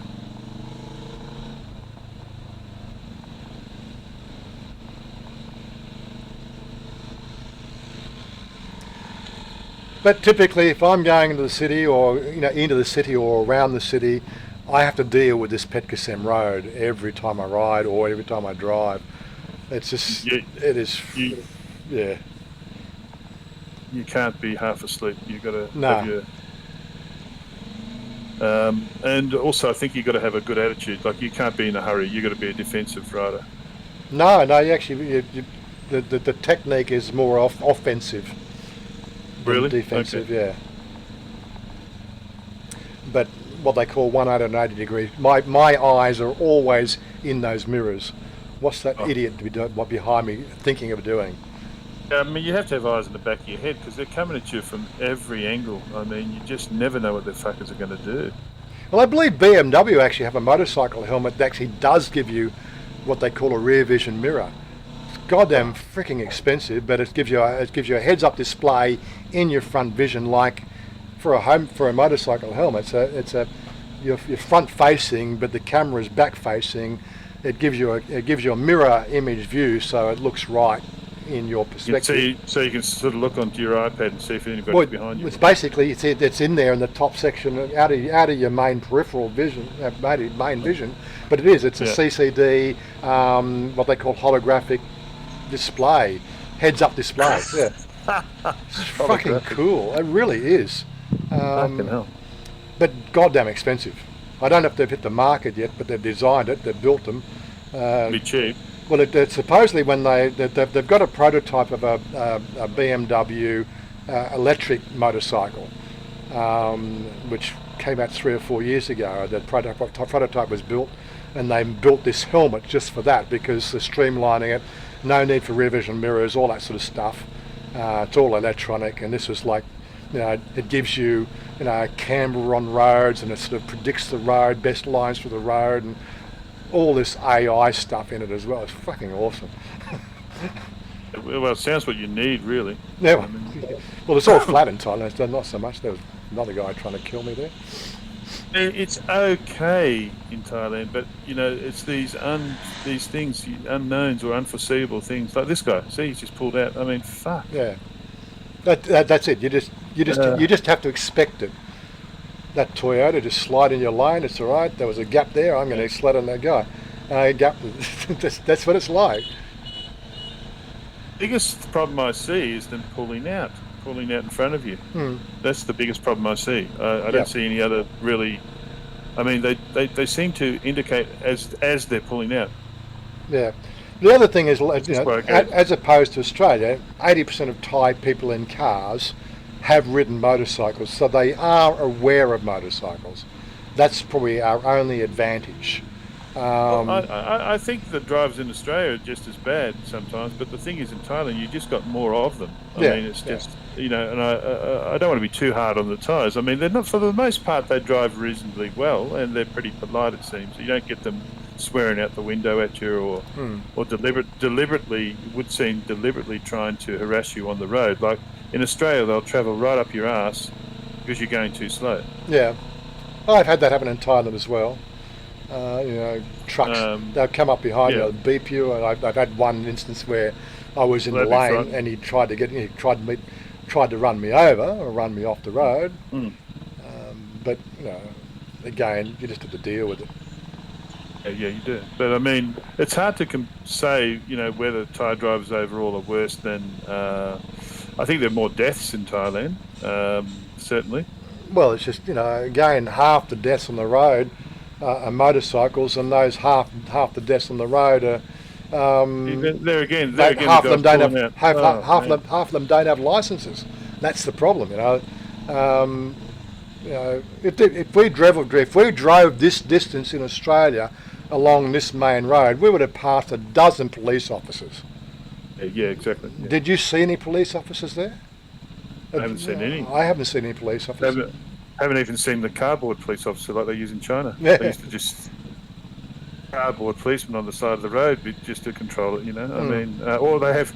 Probably it's going to go down that track where they have cameras, and then you're going to get a fine in your mailbox. Yeah.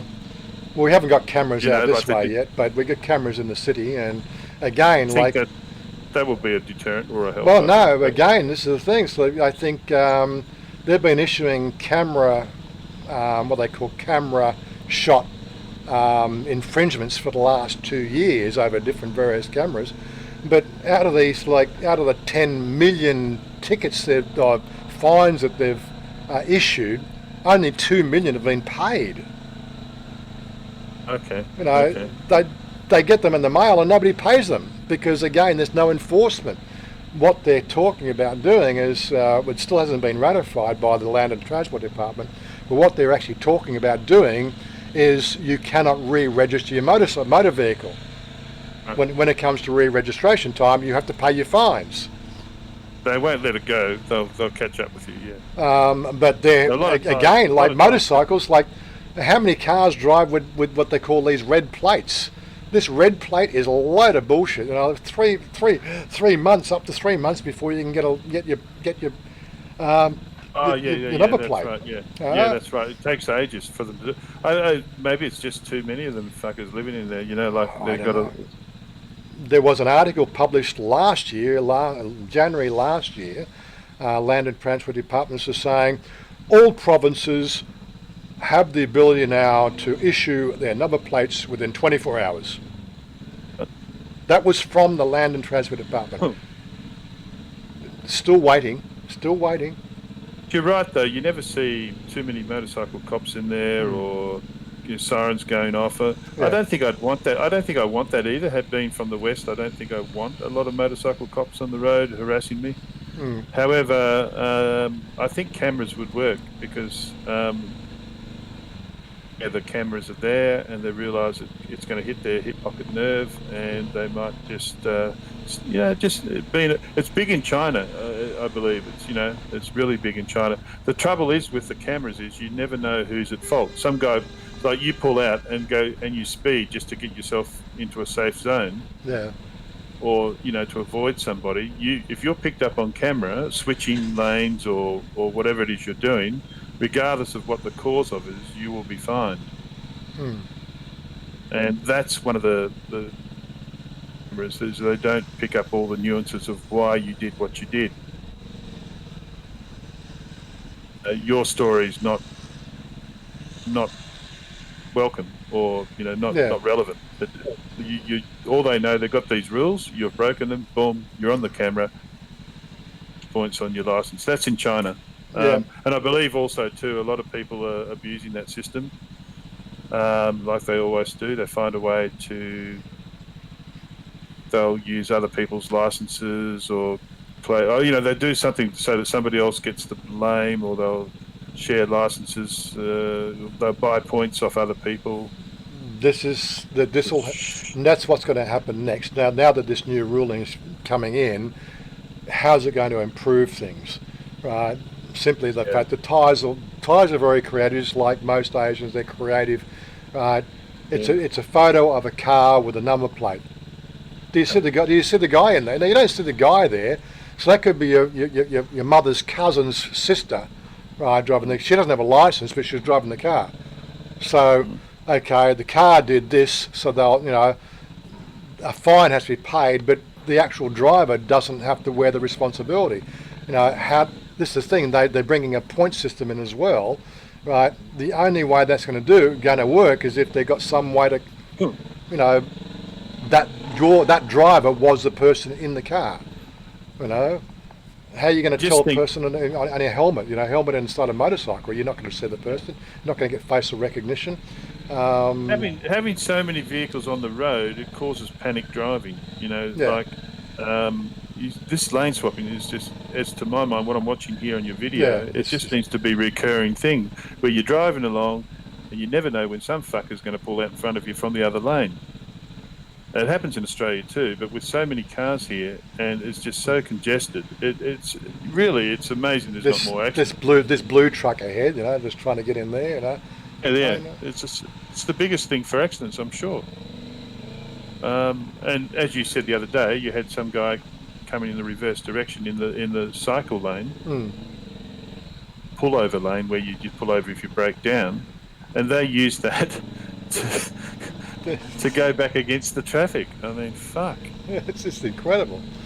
But it just gives you an idea what it's like. This is, obviously it's easier to get around the city in a bike than it is on a car. Cars can't do what we do on a bike. And they said on the scooters you can do it easier because they're There's another one. Look at this guy. I mean, jeez. I mean, he's what do you do? Around them because you're used to it. But I mean, gee, I'll tell you what, I would like to be doing it. The possibility of being sandwiched between two cars is really, really high.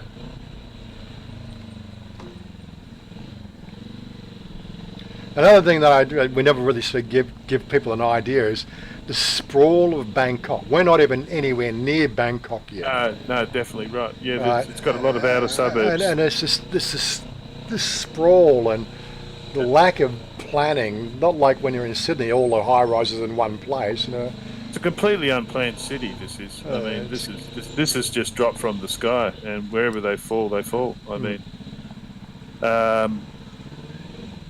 Thailand or Bangkok, I'm sure. I don't want to speak for them if I don't really know, but I think they think of it just in terms of Sukhumvit, the central tourist areas and everything. It's a huge city. It's a massive city. Massive city.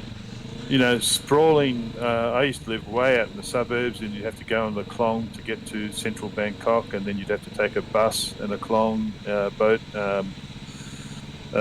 perhaps even to where you needed to go.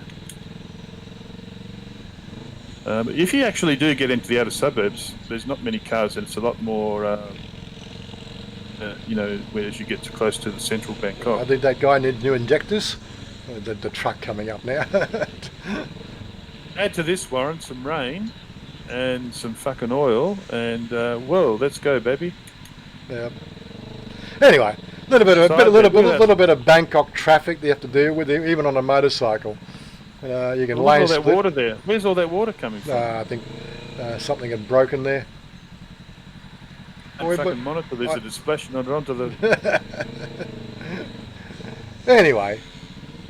Those white things, they're slippery as fuck. You know, like the white painted lines. Yep. Stay off those. Is that correct or not? Well, you should, yeah. Anyway, thought I'd just finish off with that and then close that. We're coming up I was going to do it at 1:15. Well, I might as well wrap it up now. Still got 21 watching. 15 thumbs up. 34 thumbs up. 34 thumbs up. 1 thumbs down. I haven't refreshed it, sorry. 34 thumbs up. Well done. It's been a good stream. Okay. Anyway. Cover a lot of topics here. Large screen. Okay. Nice shot there of Bangkok in the night time. But anyway. Nobody said anything for the last 20 minutes, so I think... They're still there, though. They're watching. They're still there. It's just because of the two of us talking and just talking about the traffic. But anyway, I think I need to go to the bathroom, so rather than sort of put you in pause for, or put a back in a minute sort of screen, I might as well just start wrapping it up now. When a person's got to go to the bathroom, and it probably doesn't help that I'm going to drink more water. But, No, you've done well. It's a good stream. You probably should take more breaks during the stream. I mean, don't be shy. Just say, we've got to go to the toilet, guys. That's right. I can manage. Anyway, it's been a good stream. I had some fun. I think we covered everybody's questions. It gives me an idea for an upcoming video. We will do the full run now. I think the next Saturday we'll do the full run out to Snake Mountain. Just give you the idea of the run and what it's like, the traffic there and back again. I think it was a good ride out there. There's just a few idiots on the road, but that's part of it. Yeah, well, that's the fun part. It's, when we might start a bet going or something like that, How many idiots try to run me off the road? I don't think you should use the C word, though, but anyway. Well, that was a slip of the tongue. It really was. I did bleep it out in the short video, but I haven't bleeped it out of the long one. So I might just I might just yell when that happens, just so you don't hear it. You just go oi when that happens. Oi! Oi! I'll get a beeping tone, something like a. Then my pen right cup cut tot. Hello, David Baker. He's just joined us. Enjoyed the couple of beers. I enjoyed the couple of beers here, David. Yeah, okay. Good. So yeah, Susie will always look after my friends over there. Just say you saw it on the YouTube, and I've actually told her what she needs to do is she needs to put a sign up as seen on YouTube, just to people can form that association. Bernard, what dirty old perv. Yeah. What are you talking about? Is that the real Bernard? I'm sort of having doubts whether that's the real perv. It's not something that Bernard would say. I get rid of him? No, it's a thing. I don't think it's Dave. Bernard wouldn't say like that, so it's probably Dad. But then again, he might be having a joke. He might be sort of saying something about you, Oh, okay, yeah. Well, I don't think it'd be me. Hold on, if I go to the channel, I'll see if it is him. Well, yeah, it's very hard to tell. I don't think this channel doesn't have any content, so would it be him? I don't know. He doesn't have a channel anyway, so right. Just leave it alone. You're happy with it? Because I'll kill him. I'll block him. If well, the next thing he says is probably sort of some sort of thing that'll get blocked with blocked words or something. Then you'll know it's not him. But that could be in anything. We're Aussies, we can deal with dirty old perv. I can say dirty old perv. I think it's a badge of honour. See, exactly. They don't realise. If you're not looking at the pretties, what are you doing? That's it. Yeah, exactly. Anyway, masturbating over concrete pylons. Yeah, but the city does look. You get some really nice vantage points. One of the things I really want to do is I've talked to Tim about it. We want to do one of these harbour cruises at night and really sort of get that get a video of that sort of stuff. But I don't know how I'm going to get the right lighting effects there. I don't know. It's, to get something that good on the video is very difficult. Have you been to King 9 Park? King 9 Park. I have to look that one up. Let me sort of see. Let me bring up the Google Maps just quickly. King 9. Heard of it? Rama 9. Yeah, so Rama 9. Let's try Rama 9. Yeah. Road, Rama 9 Park. Not seeing anything coming up there. Need to be a bit more specific, I think. Try King, it might work. I don't know, but I'm just thinking Rama. Rama 9 is it? Rama Gal. So it's actually Rama Central Plaza, Rama 9.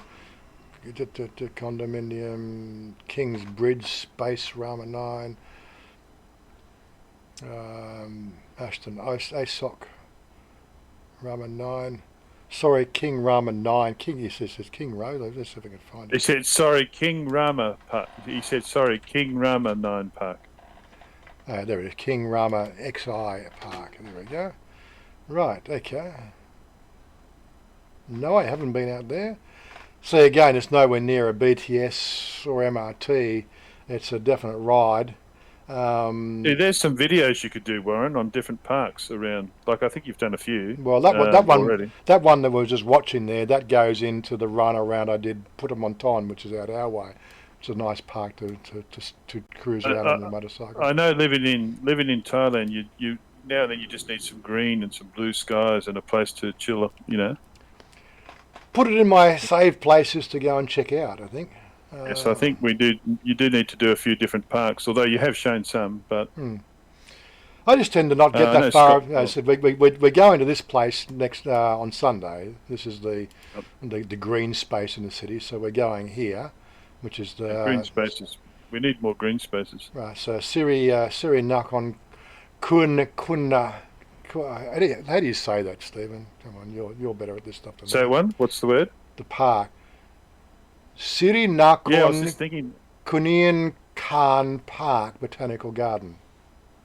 Actually, I was thinking of how to say park in Thai before. Thai word for park. I'll look it up. Let's actually hear what the Thais call it.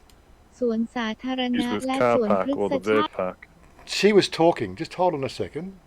สวนสาธารณะและสวนพฤกษชาติศรีนครเขื่อนขันธ์ ส That's วน it. สาธารณะ I think it's และ the สวน same. พฤกษชาติ It says ศรี park. นครเขื่อนขันธ์ You're not hearing this, of course. Everybody else is. สวนสาธารณะ Oh, no, I และ think it's ส just วน park, พฤก isn't ษ it? ชาติศรีนครเขื่อนขันธ์ That's all right. You have to go back and review that one. That's all right. But it's that's a mouthful. Yeah. Seriously. No, but I think they also say park, Warren. Just park. Let me actually dissect it just before we go. We'll just go to the Thai language. The special. Sure, you haven't got the verb for park, like park your car, but we're talking about park that you. Let me just dissect what it says. Suan Satarana. Suan Satarana means park. Oh. So basically this is what it's called. Suan Satarana La Suan Pruksarachat Botanical. So it's park and botanical garden. Yeah. Si Nakon Kruankan. Si look, Hona Nakhon City Kruan. Because that's what it's called. That's the actual way you just. It's a great little Got a website. feeling. This thing, Thai to English. Yeah, Just remember that little website. It's a great little website. Hold on a second. I've got a feeling that if you just type in park, let's see, English Thai. If you just type in park, it'll be pretty much similar. So I say, yeah, that's what the park. Hold on a sec. No, it's a different. Seems to be a different sound actually. Anyway, a bit of a Thai lesson. Maybe we can think about doing Thai lessons. And again, I don't know. I'm not getting any sort of feedback. This is they don't like the Saturday and the Monday Monday night live stream. Monday nights is already starting to present. It's like I was actually thinking of plugging into a meetup with Jerry on Monday again. They do a Monday meetup, and I'm just saying maybe I can't make it. I might not make it back for 5 p.m. I'm actually wondering whether the 2 a week is too much of me in front of a camera. With the other stuff I do, I may be. All the stuff you do, I'm starting to wonder whether you got a twin. Well, again, it's part of just trying to reach an audience and sort of entertain people. More meetup sites and websites and bloody forums than I care to mention. Jesus. Yeah. Anyway, look, I think that's it. It's we've gone through 3.5 hours. I'm going to put the music on. Just before you go, what's the word for park? So I'd like to take it on a screen. Sunasa Sarana. Same to you. Anyway, put my cue my music. Cue my music. Where's the song and get off? Where is the ending screen? There it is. Anyway, David Barkey, we'll be interested to see the best way to get to the green. Yeah, okay. That'll be a video next week. Anyway, people, we'll catch up with you later. We're closing it now. Get off. Popcorn car. Back on. Was it Popcorn Mai? Popcorn Mai. Popcorn Mai. Popcorn Mai. See you later. Bye for now.